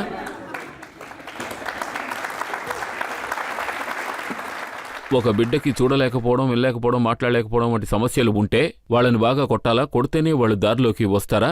అలాగే అమ్మాయికి అర్థం అవుతుందంటే మీరు సబ్కాన్షియస్లీ ఈ మెసేజ్ చాలా డేంజర్ అనే నేను చెప్తాను. అందువల్ల నాకు యాజ్ ఏ ఇండియన్ సిటిజన్ ఇలాంటి మెసేజ్ ఇచ్చారేమిటని బాధపడ్డాను. అమిత్ గారంటే నాకెంతో గౌరవం ఉంది. నా వరకు ఆయన ఎప్పుడూ ఉన్నత స్థానంలోనే ఉంటారు. నేనెప్పుడూ ఆ స్థానానికి వెళ్ళడానికి ప్రయత్నిస్తూనే ఉంటాను. ఆ విలువ, గౌరవం నాలో ఎప్పటికీ ఉంటూనే ఉంటుంది. కానీ మీరు సైలెంట్గా ఉండలేరు, ఏదో ఒకటి చెప్తూనే ఉంటారు. అంటే చూడండి, నేనేమో అప్పట్లో ఆ విషయం నేను ఎందుకు చెప్పానంటే, ఓ జర్నలిస్ట్ నన్ను ఇంటర్వ్యూ చేశారు. బ్లాక్ మూవీ నాకు నచ్చలేదని 2 ఏళ్ల క్రితమే చెప్పాను. ఈ విషయం నేను అమిత్ గారితోనే చెప్పాను. నేను ఆ సినిమా చూసిన రోజే నేను ఆయన ఫ్యాన్ కాబట్టి ఆయనతో చెప్పేశాను. నాకు సినిమా నచ్చలేదు అని చెప్పేశాను. ఆయన నీకెందుకు సినిమా నచ్చలేదు అని అడిగారో అందుకు కారణం కూడా నేను చెప్పాను. నా మనసుకు తోచిన విషయం నేను చెప్పాను. ఆయనకు అది కూడా తెలుసు. ఆ తరువాత ఆ సినిమా రిలీజ్ అయిన తర్వాత, ఆ బ్లాక్ సినిమా ఎప్పుడు రిలీజ్ అయింది, అది జరిగి 2 ఏళ్ల తర్వాత ఒక నన్ను ఇంటర్వ్యూ చేశారు. ఆయన నన్ను ఎన్నో ప్రశ్నలు అడిగారు. ఆయన 2 ఏళ్ల క్రితం నా ఇంటర్వ్యూ చూసినట్టున్నారు. మళ్లీ నన్ను బ్లాక్ సినిమా గురించి అడిగారు. మళ్లీ నేను వారికి అదే సమాధానం చెప్పాను. ఆయన మొత్తం ఇంటర్వ్యూలో నాతో చేసిన 2-3 గంటల ఇంటర్వ్యూని పక్కన పెట్టేసి మొత్తం ఇంటర్వ్యూ బ్లాక్ గురించే రాశారు. అది చూసినప్పుడు నాకు బ్లాక్ను అవమానించినట్టే అనిపించింది. ఇది అన్ఫార్చునేట్గా జరిగింది. ఆ తర్వాత ఈ విషయం చెప్పుండకూడదని నాకు అనిపించింది. మీరు చెప్పింది కరెక్టే, నేను చెప్పుండకూడదు. మీరేమనుకుంటున్నారు? నేను మౌనంగా ఉండాలా? ఇక్కడున్న వాళ్ళందరూ కూడా మీరు నిజమే చెప్పాలని అంటున్నారు. నేను మర్యాదగానే చెప్తున్నాను. ఈ తప్పు అనేది నేను కూడా ఎప్పుడైనా చేయొచ్చు. నేను ఈ రెస్పాన్సిబిలిటీ అమిత్ గారికి ఉండాలని చెప్పడం లేదు. ఈ రెస్పాన్సిబిలిటీ ఫిలిం మేకర్కి ఉండాలి. పిక్చర్ తీసేవాళ్ళకి, స్టోరీ రాసేవాళ్ళకి. జనరల్గా యాక్టర్స్ అనేవాళ్ళం మేము వేరే ప్రపంచంలో ఉంటాం, ఏదో ఒకటి చేస్తూ. మామూలుగా ఈ బేసిక్గా ఈ రెస్పాన్సిబిలిటీ రైటర్స్కి, డైరెక్టర్స్కే ఉండాలి. ఏ సినిమా అయినా సరే, అది మంచి సినిమా కావచ్చు, కాకపోవచ్చు. ఏవైతే ఉన్నాయో ఇంటర్వ్యూ తీసిన మీద తోసేశారు. కొన్నిసార్లు మీరు తెలివిగా మాట్లాడుతుంటారు కదా, అటువంటిదే. కానీ ఒక ఇంప్రెషన్ మాత్రం ఖచ్చితంగా క్రియేట్ అవుతుంది. మిగతా ఇండస్ట్రీ ఏం చేసినా సరే మీరు ఎప్పుడు కూడా వెరీ డిఫరెంట్గానే చేస్తుంటారు. దానికి ఒక ఎగ్జాంపుల్ నేను చెప్తాను. మేడమ్ టుసాడ్స్లో ఒక వ్యాక్స్ మ్యూజియం ఉంది, ప్రెస్టీజియస్ మ్యూజియం. అక్కడ అమితాబ్ బచ్చన్ గారు ఉన్నారు, ఐశ్వర్య రాయ్ అక్కడున్నారు, షారూఖ్ ఖాన్ గారి బొమ్మ ఉంది, ఆయన అక్కడున్నారు, సల్మాన్ ఖాన్ గారి బొమ్మ కూడా అక్కడుంది. కానీ ఆమీర్ ఖాన్ గారికి ఆఫర్ వచ్చినప్పుడు వద్దు, అక్కర్లేదని మీరు చెప్పారట. కాదు కాదు కాదు యాక్చువల్గా ఇది ఒక తప్పుడు విషయంగా బయటకొచ్చింది. మేడం టుషాట్ మ్యూజియం చెప్పాలంటే చాలా మంచి మ్యూజియం. వాళ్ళు అక్కడ డిఫరెంట్ క్యారెక్టర్స్ని వాళ్ళు డిస్ప్లేలో ఉంచారు. ఇంటర్నేషనల్ స్టార్స్ ఉన్నారు. చాలా మంచి విషయం. నాకు వాళ్ళ ఇంటిమేషన్ వచ్చే టైంకి నేనెప్పుడూ పనిలో బిజీగానే ఉంటాను. నా ప్రయారిటీస్ వేరు. ఇది నా ప్రయారిటీ కాదు. ఇదే వాస్తవం. నేను ఫోటో కోసం పోజులు ఇచ్చి నుంచోవడం ఇవన్నీ వద్దు నాకు. అప్పుడు నేను నా పనులతో బిజీగా ఉన్నాను, ఏవో చేసుకుంటున్నాను.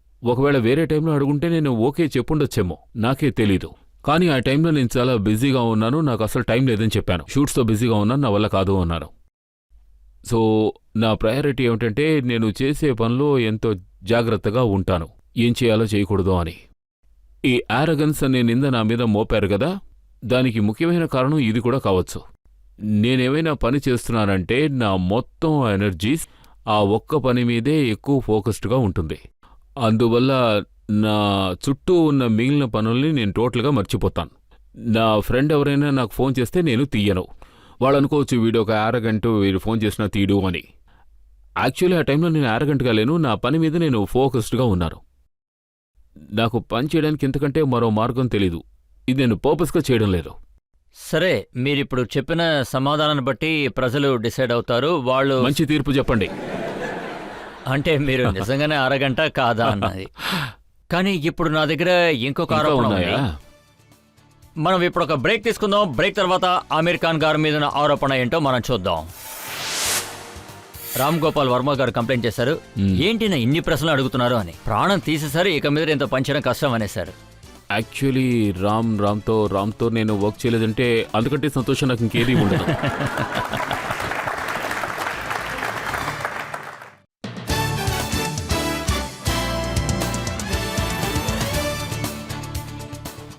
ఆప్కి అదాలత్లో ఇవాల్టి మన అతిథి ఫిలిం స్టార్ ఆమీర్ ఖాన్. ఆప్కి అదాలత్లో తర్వాత ఆరోపణ. ఆప్కి అదాలత్లో ఆమీర్ ఖాన్ గారి మీదున్న ఆరోపణ, ఈయన అతిపెద్ద డిక్టేటర్. ఫిల్మ్ ఇండస్ట్రీ మొత్తం ఈ మాట చెప్తుంది. అంటే ఆమీర్ ఖాన్ గారు ఒక కంట్రోల్ ఫ్రీక్ అని. మీరు ఏ సినిమాలో పనిచేసినా మీ టర్మ్స్ ని డిటెక్ట్ చేస్తారు. మీరు అనుకున్నట్టే సినిమా రావాలి, మీ చూపుకు తగ్గట్టే అందరూ నడుచుకోవాలి, ఆ సినిమా డైరెక్టర్తో సహా. మీరు నిజంగానే ఇండస్ట్రీలో ఇన్వెస్టిగేట్ చేసి రీసెర్చ్ చేశారంటే ఖచ్చితంగా ఒక ఫైండింగ్ దొరుకుతుంది. అంటే ఇండస్ట్రీలో డైరెక్టర్ని మాత్రం నమ్ముకుని ఒకరు ఉన్నారు అంటే ఆయన ఒక లీడర్గా అంగీకరించి వెనకాల వెళ్లేది నేనే. ఈ విషయంలో నాకు కించిత్ కూడా సందేహం లేదు. అంటే నా కెరియర్ ప్రారంభంలో కయామత్ సే కయామత్ రిలీజ్ అయింది, పెద్ద హిట్ అయింది, నాకు మంచి పేరు వచ్చింది. ఆ టైంలో చూసుకుంటే నేను ఒక 8 నుంచి 10 సినిమాలు సైన్ చేసుంటాను. అవి రిలీజ్ అయ్యి పెద్ద సక్సెస్ అవ్వలేదు. 5 సినిమాలు రిలీజ్ అయ్యాయి, 5 కూడా ఫ్లాప్ అయ్యాయి. అవును, అప్పుడే నాకొక విషయం అర్థమైంది, డైరెక్టర్ ఇంపార్టెన్స్ ఏమిటి అని. సరైన సినిమాని నేను చూస్ చేసుకోవాలి అని. దాంతో నేను మొదటి రూల్ ఏం పెట్టానంటే అది ఏమిటంటే డైరెక్టర్ మీద నాకు పూర్తి నమ్మకం వచ్చేంతవరకు సినిమాకి సైన్ చేయకూడదని. ఆ డైరెక్టర్ ఏం చేశారో, ఆ స్టోరీ ఎంతవరకు ఎక్సైట్మెంట్ ఇస్తోంది, అదే ముఖ్యమైన విషయం. ప్రొడ్యూసర్ నాకు సపోర్ట్ చేయాలి, క్రియేటివ్ టీంకి సపోర్ట్ చేయాలి ఆ సినిమా బాగా రావడానికి. సినిమా రెడీ అవగానే దాన్ని బాగా రిలీజ్ చేయాలి. ఈ 3 విషయాలు ఎంతో ముఖ్యం నాకు. నేను ఏ సినిమా చూస్ చేసినా ఈ 3 ముఖ్యమైన విషయం ఏమిటంటే డైరెక్టర్ ఎవరు, ఆయన ఎలాంటివారు. నేను అసలు ఇంపార్టెన్స్ వాల్యూ ఇస్తాను ఆ డైరెక్టర్ ఎవరని. ఆ తర్వాత నేను డైరెక్టర్ని చూస్ చేసుకుంటే చేయడానికి చాలా టైం పడుతుంది. మీరు జాన్ మెహతూన్ అడిగి చూడండి, కొత్త డైరెక్టర్. అశుతోష్ గవార్కర్ అడగండి, ఫర్హాన్ అఖ్తర్ అడగండి. వాళ్ల స్టోరీ విన్న తరువాత నాకు దాదాపు 1-2 ఏళ్లు పట్టింది వాళ్ళకి ఓకే చెప్పడానికి. ఊరుకుంటే వాళ్ళు నన్ను మర్డర్ చేస్తుండేవాళ్ళు. అదొకటే తక్కువ. మీకు కథ నచ్చితే ఎందుకు ఓకే చెప్పడం లేదు? నేనెందుకు ఓకే చెప్పలేదంటే టెస్ట్ చేస్తున్నాను అని చెప్పాను. మీరు చెప్పింది చెప్పినట్టు చేయగలరో లేదో మీరు నా కోసం ఏమీ వెయిట్ చేయొద్దు. మీకు నచ్చిన వాళ్లతో తీసుకోవచ్చు, నాతో తీయాలనుకుంటే అందుకు కొంచెం టైం పడుతుంది. నేను మిమ్మల్ని డైరెక్టర్గా సెలెక్ట్ చేసుకుంటే నేను మీకు సరెండర్ అయిపోతాను. నేను మీకు సరెండర్ అయిపోతే బండిని మీరు ఎటువైపు తిప్పితే అటువైపే వెళ్తుంది. డైరెక్టర్ని చూస్ చేసే ముందు నేను బాగా ఆలోచిస్తాను. డైరెక్టర్ని చూస్ చేస్తే ఇక ఏ ప్రశ్నలు ఉండవు. తర్వాత నేనేం చెప్తే అదే చేస్తాను. ఇది వినడానికి చాలా బాగుంది. కానీ పేపర్లో వచ్చిన విషయం ఏంటంటే అది మీరు పేపర్లు పట్టుకుని అడిగితే నేనేం చెప్పను మీకు. పోన్లే, అడగండి, ఏం అడుగుతారో అడగండి. 3 Idiots గురించి రాశారు. ఇందులో అసలు ఏం రాస్తుందంటే ఈ సినిమా చేయాలని వినోద్ చోప్రా గారు చెప్పినప్పుడు చోప్రా గారు ఇంకా ఇరానీ గారు ఇద్దరు కూడా మీ దగ్గరకు వచ్చారు. మీ దగ్గరకు వచ్చి కాంట్రాక్ట్లో సైన్ తీసుకున్నప్పుడు అందులో ముఖ్యంగా ఒక కండిషన్ యాడ్ చేశారు. అందులో క్లాస్ ఏంటంటే he must not interfere in the film making process. ఆశ్చర్యకరమైన విషయం ఏమిటంటే ఇంతవరకు వినోద్ చోప్రాకి నాకు ఎలాంటి కాంట్రాక్ట్ సైన్ అవ్వనే లేదు. అంటే ఇందులో 2-3 విషయాలున్నాయి. అందులో ఒకటేమిటంటే నేను నోటి మాట నమ్మేవాణ్ణి. ఒక మనిషి నోటి నుంచి వచ్చే మాట నాకు ముఖ్యం అనిపిస్తుంది. వినోద్ చోప్రా నాకు మధ్యన ముఖ్యంగా చెప్పాలంటే మాలో ఉన్న కాన్ఫిడెన్స్ ఉందే, ఒకరి మీద ఒకరికి అంత నమ్మకం పేపర్ మీద రాసుకోవాల్సిన అవసరమే లేదు. మనం ఏం చేయాలి, ఏ విధంగా పనిచేయాలి అని. అసలు కాంట్రాక్టే సైన్ అవ్వలేదు. అలా ఇక జరగదు మాకు క్లాష్ ఎలా వస్తుంది, ఇంటర్ఫేర్ అవ్వకూడదు అని. లేదు, ఏం చెప్పినా సరే మీరు ఇంటర్ఫేర్ అవుతారని అప్పుడే మిమ్మల్ని వదిలేశారా? అయితే నన్ను కాంట్రాక్ట్లో సైన్ చేసిన తేడా ఉండదు అనుకున్నారా? ఎంతో మందితో నేను పనిచేశాను. అశుతోష్ గవార్కర్ ఉన్నారు, ఫర్హాన్ అఖ్తర్ ఉన్నారు. అందరూ టాలెంటెడే. వాళ్ల బుర్రలు ఎంతో క్లియర్గా ఉంటుంది. వాళ్ళు ఏం చేయాలన్న విషయంలో స్పష్టత ఉంటుంది. వాళ్లని మనం డామినేట్ చేయడమే కుదరదు. ఒకవేళ నేను డైరెక్ట్ చేస్తే నన్ను మీరు డామినేట్ చేయలేరు. కానీ ఒకవేళ మీరు నాకు ఎక్స్ప్లెయిన్ చేసి ఇది ఇలా చేయకూడదు, సరిగ్గా చేయండి అని రజిత్ గారు చెప్పేది కరెక్టే, ఇలా చేయకూడదు అని, then definitely I will do it. కానీ మీరు నన్ను ఫోర్స్ చేయలేరు, ఇలాగే చేయాలి లేదా షూట్ చేయము అని. సో ఇలా ఎంతోమంది టాలెంటెడ్ పర్సన్స్ ఉన్నారు. ఎంతోమంది డైరెక్టర్ల పేరు నేను చెప్పగలను. అందులో జాన్ మాథ్యూ ఉన్నారు, అశుతోష్ గవార్కర్ ఉన్నారు, రాకేష్ మెహ్రా ఉన్నారు. అందరూ ఎంతో మంచి డైరెక్టర్లు. కానీ వీళ్ళందరూ కూడా మీతో కలిసి పని చేసి సక్సెస్ఫుల్ అయ్యారు, అవునా కదా? కానీ వాళ్ళు వేరే వాళ్ళతో చేస్తే మాత్రం సినిమా ఆడట్లేదు. ఇండస్ట్రీలో ఒక మాట వినిపిస్తుంది, అదేంటంటే మీరు ఒక గోస్ట్ డైరెక్టర్ అని, వెనక నుంచి అందరినీ నడిపిస్తున్నారు అని. ఈ విషయం అన్ని చోట్ల మాట్లాడుతూ ఉన్నారు, నేనే సినిమా డైరెక్ట్ చేస్తున్నాను అని. బట్ ఇది అన్ఫేర్ విషయం, తప్పకుండా నిందే. ఎందుకంటే ఎందరో డైరెక్టర్స్ ఉన్నారు. అశుతోష్ గవార్కర్, రాకేష్ మెహ్రా అందరూ గొప్ప డైరెక్టర్లు. వాళ్లకు అందాల్సిన క్రెడిట్ నాకొస్తోంది. వాళ్ళ టాలెంట్ వల్ల నాకు పేరు వస్తోంది. మిమ్మల్ని కాకుండా వాళ్ళు వేరే వాళ్ళని పెట్టుకున్నప్పుడు పెద్దగా సక్సెస్ కాలేదు, నిజమే, ఒప్పుకుంటాను. కానీ గత కొన్ని సంవత్సరాలుగా అలా జరుగుతోంది. ఫిలిం మేకింగ్ చాలా కష్టమైన ప్రాసెస్. అశుతోష్ గారి ఆర్టికల్ ఒకటి చదివాను. అందులో ఏముందంటే ఆమీర్ సజెషన్స్ ఇస్తారు, ఐడియాస్ ఇస్తారు, కానీ ఆయన సజెషన్స్ మాత్రం ఇంటర్ఫియర్ అయ్యే విధంగా ఉంటాయి అన్నారు. కరెక్ట్గానే చెప్పారు. యాక్చువల్లీ విషయం ఏమిటంటే ఒకవేళ నేను వాళ్ళకి సరైన రీతిలో ఎక్స్ప్లెయిన్ చేయడానికి ప్రయత్నించానంటే వాళ్ళు నాకున్న గొప్ప స్ట్రెంగ్త్ ఏమిటంటే యాక్టింగ్ కాదు. నాకున్న గొప్ప స్ట్రెంగ్త్ ఏమిటంటే నేను ఒక పెద్ద అసిస్టెంట్ డైరెక్టర్ని. నేను జోక్ చేయడం లేదు, నిజమే చెప్తున్నాను. నేను కెరియర్ స్టార్ట్ చేసినప్పుడు 4 ఏళ్ళు అసిస్టెంట్గా పనిచేశాను చాచా జాన్ గారి దగ్గర, నజీర్ గారి దగ్గర. నా గొప్ప స్ట్రెంగ్త్ ఏమిటంటే నేను అసిస్టెంట్ని. రామ్ గోపాల్ వర్మ గారు ఈ కంప్లైంట్ చేశారు. ఈయన చాలా ఎక్కువ ప్రశ్నలు అడుగుతూ ఉంటారు, నా ప్రాణం తీసేస్తూ ఉంటారు, ఇంత పని చేయడం చాలా కష్టం అన్నారు. యాక్చువల్లీ రామ్తో నేను వర్క్ చేయలేదంటే అందుకంటే సంతోషం నాకు ఇంకేదీ ఉండదు. ఆయన నాతో పని చేయకపోవడం నాకు చాలా సంతోషం. కానీ ఒక సినిమా గురించి అందరూ అసలు ఏం మాట్లాడుకుంటున్నారంటే, మీరు పనిచేసే చోట ఆ డైరెక్టర్ ముందు మీ గొంతు అసలు బయటికి రావట్లేదు, సజెషన్స్ ఇవ్వట్లేదు, ఆయన ఏం చెప్తే మీరు వచ్చేస్తారు. ఎవరో గెస్ చేయగలరా? ఇప్పుడు జరుగుతోందా? అవును. అయితే అది నా వైఫ్ సినిమా అయి ఉంటుంది.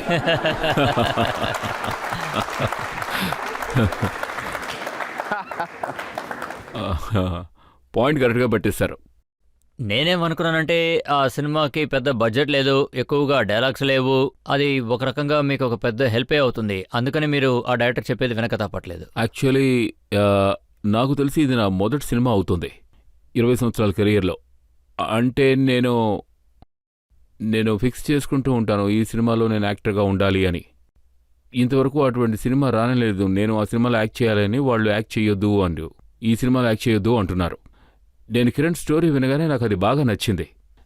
నేను ఆ సినిమాలో ఒక రోల్ చేయాలని కోరుకున్నాను. కిరణ్ చెప్పింది దయచేసి నువ్వు ఇందులో యాక్ట్ చేయొద్దు అని.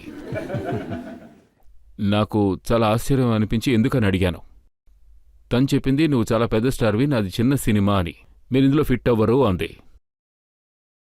అబ్బాయి అటువంటిదేం లేదు, ఎందుకు నువ్వు నాతో ఇలా చెప్తున్నావు అని అడిగాను. నేను ఒక గొరిలా స్టైల్లో షూట్ చేయబోతున్నాను. ఈ కెమెరాస్ అన్నీ బాగా చిన్నగా ఉంటాయి, 16mm కెమెరాస్. నేను రోడ్డు మీద నడుచుకుంటూ వెళ్తాను, ఎక్కువ జనం ఉన్న గుంపులోకి వెళుతూ ఉంటాను. మిమ్మల్ని తీసుకువెళ్తే అక్కడికి ఎక్కువ క్రౌడ్ చేరిపోతుంది, 300-400 మంది చేరిపోతారు. నాకు అటువంటి సినిమా తీయడం ఇష్టం లేదు, నా క్రౌడ్ అంటే 7-8 మందే ఉంటారు, మీతో చెడు నా వల్ల కాదు అని చెప్పింది. మీరు ఆ సినిమాలోకి వస్తే ఆ స్కేలే మారిపోతుంది అంది. అప్పుడు నేను చెప్పాను, నేను ఆ స్కేల్ని చిన్న చేస్తాను, నన్ను ఆ సినిమాలో చేర్చుకో అని. అప్పుడు కూడా తను ఒప్పుకోలేదు. ఎందుకంటే క్రియేటివ్లీ నేను ఆ సినిమాని డిస్టర్బ్ చేయదలుచుకోలేదు. ఎందుకంటే ఆడియన్స్ ఆ సినిమాని చూసేటప్పుడు వాళ్ళకు అనిపించాలి ఆ క్యారెక్టర్ స్టార్ కాదు అని. ఆవిడకి పట్టుదల చాలా ఎక్కువ. అవును, నిజమే. తను ఎలా దారిలో పెట్టానో చెప్తానుండండి. అవును, ఇది లాప్స్ అవుతుంది, 3 చిన్న వాళ్ళు, మీరేమో పెద్ద స్టారు, నాకు అది సూట్ అవ్వదు, క్రియేటివ్లీ నాకు డిస్టర్బ్ అవుతుంది, అందువల్ల ఫైనలీ మీరు ఈ సినిమాలో యాక్ట్ చేయొద్దు అని చెప్పింది. నాకెంతో బాధ అనిపించింది. సర్లే వదిలే అన్నాను. ఇప్పుడు కాస్టింగ్ జరుగుతోంది, ఎంతోమందిని కాస్ట్ చేస్తున్నారు, ఎన్నో రకాలుగా స్క్రీన్ టెస్టులు జరుగుతున్నాయి. ఇలా చూడండి, వీళ్ళు చాలా బాగా చేస్తున్నారు, వాళ్ళు బాగా చేస్తున్నారు, చూడండి అని నాకు చూపించింది. అందులో నేను చూసింది నాకు బదులు ఎవరిని చూస్ చేస్తుందా అని. ఒక రకంగా నాకు బాధగానూ అనిపించింది. తర్వాత నేను రోజు చెప్పాను, కిరణ్ మనం ఓ పని చేద్దాం. ఎందుకంటే అప్పుడు తను ఎంతో మందిని చూస్ చేస్తుంది, అందులో కొందరు నాకు కరెక్ట్ కాదనిపించింది, ఇంకా బెటర్గా ఉండాలనుకున్నారు. నేను చెప్పాను కిరణ్తో, మనం ఒక పని చేద్దాం, నీ సినిమాకి నేను స్క్రీన్ టెస్ట్ ఇస్తాను. నేను సినిమాలో చేయాలని కాదు, నువ్వు స్ట్రిక్ట్గా చెప్పేశావు కదా నేను ఈ సినిమాలో చేయడానికి వీల్లేదు అని. నేను ఆ విషయం ఒప్పుకుంటాను, నేను ఆ సినిమాలో లేను, కానీ నాతో స్క్రీన్ టెస్ట్ చేస్తే నీకొక ఐడియా వస్తుంది ఈ క్యారెక్టర్తో నువ్వేమేం చెయ్యొచ్చు అని. పాసిబిలిటీస్ ఏమున్నాయి, అందులోకి ఏ యాక్టర్ వచ్చినా నీకు క్లియర్గా ఉంటుంది యాజ్ ఎ డైరెక్టర్, ఈ క్యారెక్టర్ని ఎలా డిజైన్ చేసుకోవచ్చు అని. స్క్రీన్ మీద నాతో ఓ స్క్రీన్ టెస్ట్ చేసుకో, not to take me in the film, సినిమాలో పెట్టుకోవద్దు, జస్ట్ ఒక ఎక్స్పీరియన్స్ వస్తుంది నీకేం చేయాలన్న విషయంలో. తను ఆలోచించి సరే చేద్దామంది. అప్పుడు గజనీ షూటింగ్ జరుగుతుంది హైదరాబాద్లో. తను అక్కడికి రమ్మన్నాను. ఒకరోజు ఏమైందంటే ఆ రోజు నాకు షూటింగ్ లేదు, లీవ్లో ఉన్నాను. స్క్రీన్ టెస్ట్ ఇద్దామనుకున్నాను, స్క్రీన్ టెస్ట్ కూడా ఇచ్చాను. ఆ స్క్రీన్ టెస్ట్ ఇవ్వగానే తను అదిరిపోయింది. అప్పుడు తనకి ఏమనిపించిందంటే నేను ఈ విధంగా ఆలోచించలేదు, ఇలా కూడా ఉంటుందా అని. అప్పుడు ఆ స్క్రీన్ టెస్ట్ తన ముందుంది, ఆ స్క్రీన్ టెస్ట్ పూర్తయింది. నేను తనతో చెప్పాను, నీకు నచ్చినవన్నీ వెతుక్కో అని. ఇప్పుడు నీకు ఐడియా వచ్చి ఉంటుందిగా క్యారెక్టర్ ఎలా ఉంటుందని. తర్వాత తను విపరీతంగా వెతికింది. నాలాంటి వ్యక్తి కోసం ఎంతో వెతికింది. ఇదే ఆ టెక్నిక్ తన్ని నా దారిలోకి రప్పించుకోవడానికి. మనం యాడ్స్ చేస్తుంటాం కదా, ఇది మీకు దొరుకుతుంది అని. ఆ తర్వాత తను విపరీతంగా వెతికింది తన మనసులో నేను ముద్రించుకున్నాను. ఆ తర్వాత 2 months అయ్యాక తను నాతో చెప్పింది ఇది నువ్వు చేస్తేనే బాగుంటుంది అని. ఆ తర్వాత నవ్వుకుని సంతోషపడ్డాను. ఇంకో విషయం కూడా చెప్పాను, నువ్వు నా ట్రాక్ రికార్డ్ చూడు, రంగ్ దే బసంతి చూసుకో, 3 Idiots తీసుకోండి, లేక తారే జమీన్ పర్ తీసుకోండి, లేదంటే దిల్ చాతా హై తీసుకోండి. ఈ అన్ని సినిమాల్లో నేను ఒక ఆర్టిస్ట్నే, నేను అమెరికాని కాదు. నా సినిమాలన్నీ చూసుకుంటే నేను ఈ సినిమాలన్నీ ఎగ్జాంపుల్గా ఎందుకు చెప్పానంటే నాతో పాటు ఇంకొక 3-4 ఉన్నారు. రంగ్ దే బసంతిలో చూసుకుని ఇంకొక 3-4 ఉన్నారు. వాళ్ళు స్టార్స్ కాదు, కానీ నేను స్టార్ని. కానీ సినిమాలో ఎవరూ స్టార్ కాదు, సినిమాలో అన్ని క్యారెక్టర్స్. ఆడియన్స్ కూడా అదే విధంగా నన్ను ఒక క్యారెక్టర్గానే చూస్తారు, అమీర్ ఖాన్ అనేది మర్చిపోతారు. అదే నాకు కావాల్సింది. కానీ ఈ ప్లాన్ మొత్తాన్ని, అంటే మీరు కిరణ్ గారితో చేసే సినిమాని ఇప్పటివరకు సీక్రెట్గా ఉంచారు. దాన్ని సీక్రెట్గా ఎందుకు ఉంచానంటే కిరణ్ షూట్ చేసే స్టైల్ అనేది తన ఏకంగా మొహమ్మద్ అలీ రోడ్ మీద షూట్ చేయాలని నిర్ణయించుకుంది. అటువంటి ప్లేస్కి నేను ఎలా వెళ్ళగలను? మొహమ్మద్ అలీ రోడ్ మీద ఎప్పుడు షూటింగు? రంజాన్ టైంలో, ఇఫ్తార్ టైంలో నేను రోడ్డు మీద నడిచి వెళ్ళాలి. కొద్ది ప్రజలు ఉంటారు కదా. అవును, ఉంటారు, విపరీతమైన జనం ఉంటారు. అక్కడ నాలాంటి వాడిని పెట్టిన ఎలా షూట్ చేయగలదు? సో అందుకే ఆ విషయాన్ని సీక్రెట్గా ఉంచాం, నేను ఆ సినిమాలో ఉండడం. అప్పుడే నేను సడన్గా వచ్చి షాట్ అవగానే అక్కడి నుంచి వెళ్ళిపోయేటట్టు ప్లాన్. పబ్లిక్కి కిరణ్ సినిమాలో అమీర్ ఉన్నాడని తెలియకూడదు, ఎందుకంటే మీడియా అక్కడికి వచ్చేస్తుంది. క్రౌడ్ కంటే ముందు మీడియా వచ్చేస్తుంది, కాబట్టి ఈ విషయం బయటికి చెప్పకూడదని భావించాం. అక్కడ ఒక బాత్ బజార్ అని ఒక ప్లేస్ ఉంది ఆ ఏరియాలో, మహమ్మద్ అలీ రోడ్ పక్కన. అక్కడ ఎప్పుడూ విపరీతమైన జనం ఉంటారు. క్యారెక్టర్ అక్కడ స్టే చేస్తున్నట్టు 3వ అంతస్తులో ఆ క్యారెక్టర్ ఇల్లు. నేను వెళ్ళి అక్కడ ఉండాలి. మేమేం చేశామంటే నేను ఆ సినిమాలో ఉన్న విషయం ఎవరితోనూ చెప్పలేదు. రాత్రి 3:30 గంటలకి నేను ఆ ఏరియాకి వచ్చాను కార్లో. ప్రశాంతంగా ఉంది, అందరూ నిద్రపోతూ ఉన్నారు. 3వ అంతస్తులోకి వెళ్ళాను, వెళ్ళి డోర్ లాక్ చేసుకున్నాను. 3 వారాలు నేను అందులోనే ఉన్నాను. ఒక్కరికి కూడా నేను షూటింగ్లో ఉన్నట్టు తెలియనే తెలీదు. అంతా ఎవరో 8 మంది ఉన్నారు, డాక్యుమెంటరీ చేస్తున్నారు అని అనుకున్నారు. అమీర్ ఖాన్ 3వ అంతస్తులో షూటింగ్ చేస్తున్నాడని ఎవ్వరికీ తెలీదు. అక్కడ విపరీతమైన జనం, బళ్ళు కూడా తిరగలేవు. అక్కడ షూట్ చేశాం. అక్కడ షూటింగ్ జరుగుతుందని తెలిస్తే ఆ మరుక్షణమే షూటింగ్ జరగదు. ఇవాళ రహస్యాలన్నీ బయటకు వచ్చేసాయి. ఇప్పుడు షూటింగ్ పూర్తయిపోయింది కదా, ఇక రహస్యాలేం లేవు.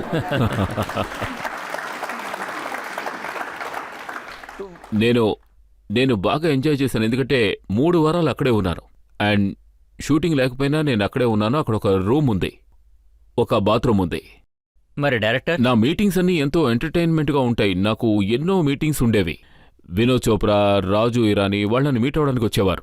అంటే ఈ 3 Idiots డిస్కషన్ కోసం. షూటింగ్ రూమ్లో జరుగుతోంది, ఇంకొక రూమ్ బాత్రూమే, నేను బయటికి వెళ్ళలేను. నా మీటింగ్స్ అన్నీ బాత్రూంలో జరిగేవి. కమోడ్ మీద చూసుకుంటే వినోద్ చోప్రా కూర్చునేవారు. మనం వచ్చేద్దాం ఇచ్చేద్దాం అని డిస్కస్ చేసుకునేవాళ్ళం. ఈ విషయం పబ్లిక్ అస్సలు తెలీదు. డైరెక్టర్ మిమ్మల్ని అప్పుడప్పుడు తిడుతూ ఉంటారనుకుంటాను. అవును, కిరణ్ కూడా తిట్టేది, ఎందుకంటే తను కూడా డైరెక్టరే కదా. ఆర్టిస్ట్ పని డైరెక్టర్ దగ్గర తిట్లు తినడమే కదా. తనతో కలిసి పనిచేయడం నాకు చాలా సంతోషం. నాకు తెలిసి as a director she is very clear and తనలో అన్ని క్వాలిటీసు ఉన్నాయి. ఎక్కువగా నేను చెప్పను. ఆ సినిమా చూసి జనం నచ్చితే అప్పుడు దాని గురించి మాట్లాడొచ్చు. నా ప్రశ్న ఏంటంటే, ఇంతవరకు మీరు నటించిన ఫేవరెట్ మూవీ ఏది? ఏది మీకు ఒక బెటర్ ఎక్స్పీరియన్స్ ఇచ్చింది? నా సినిమా గురించి అడుగుతున్నారా? అవును లేదంటే అగో మిగతా వాళ్ళ సినిమాలు మీకు నచ్చవు కదా? అటువంటిదేం లేదు. లేదు, అటువంటిదేమీ లేదు. నేనిప్పుడు మీకు చెప్పాలి. గత కొన్ని సంవత్సరాలు నాకు బాగా నచ్చిన సినిమా ఏమిటంటే, నాకు మున్నాబాయ్ ఎంబీబీఎస్ బాగా నచ్చింది. మున్నాబాయ్ లగే రహా కూడా బాగా నచ్చింది. చాలా మంచి సినిమా. 2 సినిమాలు నేను చూడలేకపోయాను. కాసేపటి క్రితం నేను మీతో చెప్పాను కదా, జబ్ వీ మెట్. నేను ఆ సినిమా చూడాలనుకుంటున్నాను, ఎందుకంటే అందరూ అభినందించారు. And Wednesday. సో ఇటువంటి చాలా మంచి సినిమాలున్నాయి. సారీ, మీ ప్రశ్న ఏమిటి? వాళ్ళు ఏమడిగారంటే మీరు నటించిన దాంట్లో మీకు నచ్చిన సినిమా ఏంటి? నాకు తెలియడం లేదు. ఈ ప్రశ్న ఇప్పటివరకు ఎంతోమంది అడిగారు, నాకు సమాధానం తెలియడం లేదు. మీకు నా సినిమాల్లో ఏది బాగా ఇష్టం? తారే జమీన్ పర్. తారే జమీన్ పర్ అయితే అది నా ఫేవరెట్ సినిమా. నాకు ఒక విషయం చెప్పండి, మీ సినిమా రిలీజ్ అయ్యేటప్పుడు ఒకవేళ ఆ సినిమా హిట్ అయితే మీరు ఏడుస్తారు, అది ఫ్లాప్ అయినా కూడా మీరు అవును ఏడుస్తారు ఏడుస్తాను. అది నిజమే. కారణం ఏంటి? ఎందుకంటే నేను బాగా ఎమోషనల్ వ్యక్తిని. నాకు త్వరగా ఏడుపు వచ్చేస్తుంది. మీరు చెప్తే నమ్మరు, నేను ముంబై నుంచి దూరంగా ఒక 4-5 వారాలు ఉన్నానంటే నేను బాగా మిస్ అయిపోయి హోమ్సిక్ అయిపోతాను. పిల్లల్ని మిస్ అవుతాను. నేను నా హోటల్ రూమ్లో టీవీ చూస్తూ ఉంటే ఒకసారి యాడ్స్ చూసి ఏడుస్తూ ఉంటాను. యాడ్స్లో పిల్లలుంటే వాళ్ళని చూసి ఏడుపు వస్తుంది. మీరు బాధపడి ఏడ్చేలోపు నేను ఒక బ్రేక్ తీసుకుంటాను. బ్రేక్ తర్వాత మనం చూద్దాం ఆప్కి అదాలత్లో ఆమీర్ ఖాన్ గారి మీద ఆరోపణలేంటో మనం అది కూడా చూద్దాం. మహాభారతం తీసుకుంటే మీరు అందులో ఏ రోల్ ఎలా చేస్తారు? చెప్పాలి, మహాభారతంలో అన్ని రోల్స్ అద్భుతంగా ఉంటాయి. మహాభారతంలో నాకు బాగా నచ్చిన రోల్ కృష్ణుడి రోలే.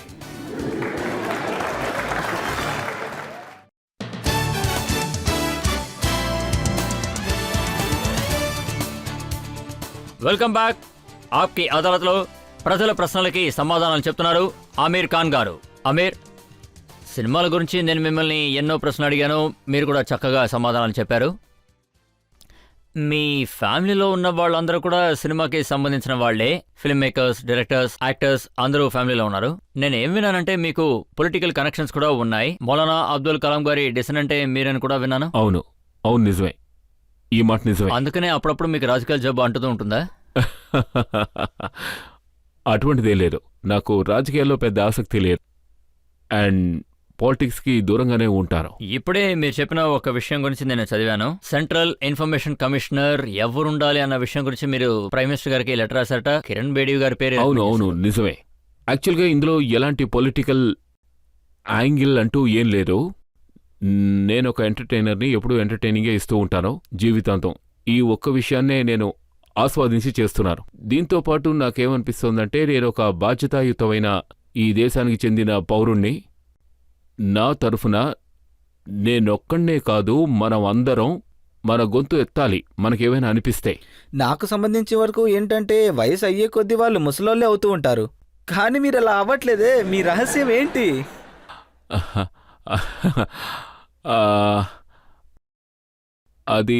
అది మీ ప్రేమే, ఇంకేముంటుంది. దీనికి సమాధానం లేదు. కానీ ఇది నిజమేనంటారా ఆమె? చూడండి, అందం అనేది చూసే వాళ్ళ దృష్టిని బట్టి ఉంటుంది.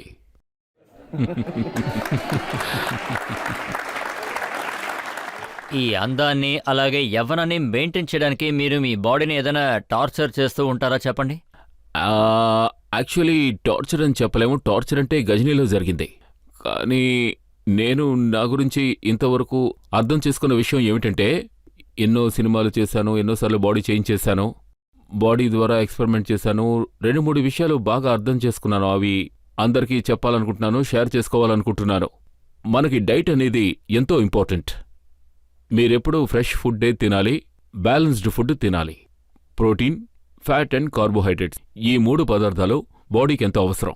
ఎక్కువ మంది ఏమనుకుంటారంటే తక్కువగా తింటే వెయిట్ తగ్గుతుందనుకుంటారు. ఆ విధంగా తగ్గదు. ఇది తప్పుడు విషయం. తక్కువగా తినకండి. మీకు ఏది అవసరమో అది మాత్రం తినండి. బ్యాలెన్స్డ్గా తినాలి. జనం హై ప్రోటీన్ తీసుకుంటే మజిల్స్ పెరుగుతాయనుకుంటారు.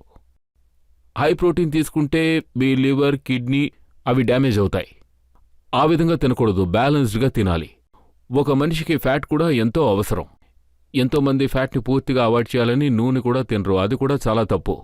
మీరు బ్యాలెన్స్డ్ డైట్ తీసుకోండి అండ్ హెల్తీ డైట్ తీసుకోండి. అది చాలా ముఖ్యం.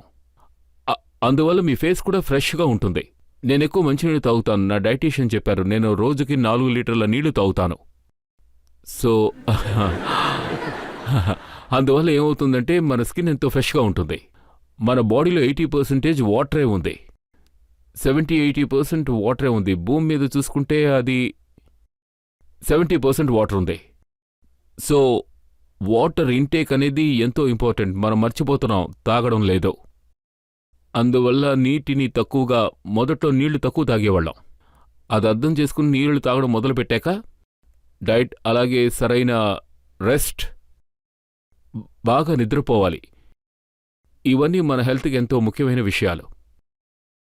మిగిలినవన్నీ పైవాడి చేతిలో ఉంటాయి. Actually sir, I want ask you, me dream project ఏది సార్? యాక్చువల్లీ నా డ్రీమ్ ప్రాజెక్ట్ ఒకటి ఉంది, కానీ నాకు చాలా భయం. దాన్ని ప్రారంభించడానికి. నాకు మనసులో మహాభారతం చేయాలని ఉంది. ఓ వావ్.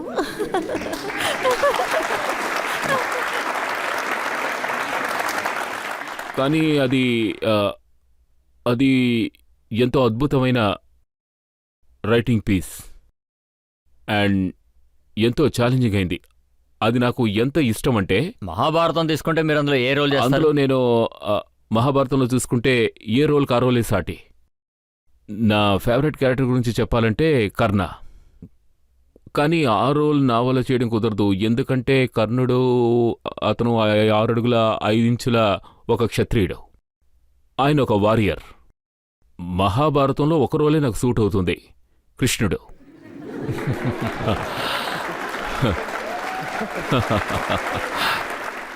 యాక్చువల్గా చేయడం నేను ఎందుకు భయపడుతున్నానంటే, ప్రారంభించడానికి దాన్ని నేను డైరెక్ట్ చేయాలనుకుంటున్నాను మహాభారతాన్ని. కానీ అది చాలా డిమాండింగ్గా ఉంటుంది. నా వల్ల ఏ తప్పు జరగకూడదు, అందుకే ప్రారంభించడానికి భయపడుతున్నాను.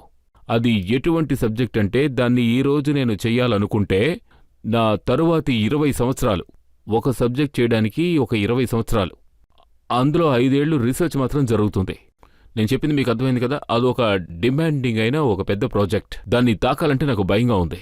నా దృష్టిలో మాత్రం అది వరల్డ్లోనే బెస్ట్ అయినా స్క్రీన్ ప్లే ఏదంటూ ఉంటే అది అదేనంటారు. ఖచ్చితంగా దాన్ని మనం తీస్తే ఖచ్చితంగా దాన్ని ఒక ఇండియనే తీసి తీరాలి. ఇప్పుడు చూసుకున్నామంటే హాలీవుడ్లో పెద్ద పెద్ద సినిమాలు తీస్తూ ఉంటారు, లార్డ్ ఆఫ్ ద రింగ్స్ లాగా. వాటన్నిటికీ బేసిక్ మహాభారతమే నా అంచనా ప్రకారం. మీరు చెప్పింది నిజమే. అలాంటి సినిమా చేయడానికి బుర్రని చాలా ఎక్కువగా వాడాలి. అది మీరు తప్ప ఇంకెవరు చేయలేరు అనుకుంటారు.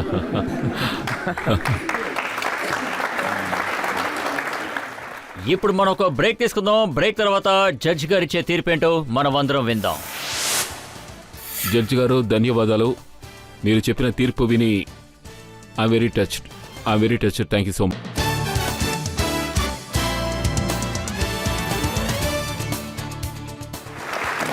అమీర్, నేను మిమ్మల్ని చాలా రకాల ప్రశ్నలు అడిగాను. మీరు అన్నిటికీ చాలా చక్కగా సమాధానం చెప్పారు. ఇప్పుడు మన జడ్జి అయిన పుష్పేష్ పంత్ గారి తీర్పేంటో మనం అందరం విందాం. ఒక మాట ఉంది, అది చట్టానికి కళ్ళు లేవని. అందుకని వాళ్ళ అమెరికా అన్ని బోన్లో నిలబెట్టారు. చట్టానికి వ్యతిరేకంగా ఎవ్వరూ లేరని మాత్రం నేను నమ్ముతున్నాను. అది చూస్తే నేరస్తుడు వచ్చి ఈ బోన్లో కూర్చున్నప్పుడు ఆయన దగ్గర చాలా ప్రశ్నలు అడిగాం. ఆయన చాలా సమాధానాలు కూడా చెప్పారు. ఆయన మహాభారతం గురించి కూడా చాలా బాగా చెప్పారు. ఇంకా రామాయణంలో అగ్ని పరీక్షలో మానవత్వం కూడా తన దగ్గర ఉంది. అది కూడా మనకు అర్థమయ్యింది. నాకేమనిపిస్తుందంటే, అది నేను చెప్పట్లేదు, ఈ న్యాయస్థానం ఏం చెప్తుందంటే, పర్ఫెక్ట్ గా ఉండడం ఎటువంటి నేరము కాదు, మనసు చెప్పేది వినేది కూడా నేరం కాదు.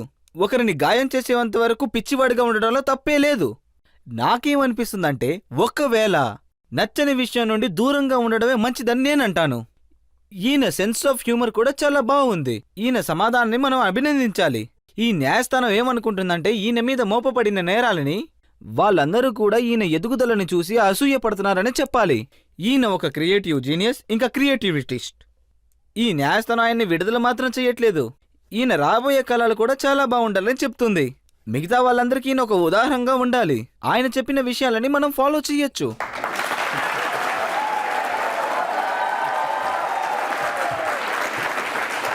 Thank you. మీరేదైనా చెప్పాలనుకుంటున్నారా? జడ్జి గారు, మీకు నా ధన్యవాదాలు. మీరు చెప్పిన తీర్పు విని I'm very touched. Thank you so much. Thank you.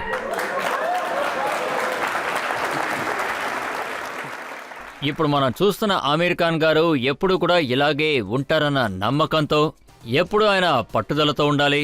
ఆయనకి నచ్చినట్టు సినిమాలు తీస్తుండాలి, చాలా సినిమాలు తీయాలి. అది మాత్రమే కాకుండా ప్రజల ఆదరణ ఆయనకి ఎల్లప్పుడూ ఉంటూ ఉండాలని కోరుతూ ఇప్పుడు నేను ఈ షోని ముగిస్తున్నాను. తర్వాత ఎపిసోడ్లో ఇంకొక అతిథి ముందు నేను మీ ముందుకు వస్తాను. అది కూడా ఒక ఇంట్రెస్టింగ్ కేసుతో. అప్పటి వరకు సెలవు.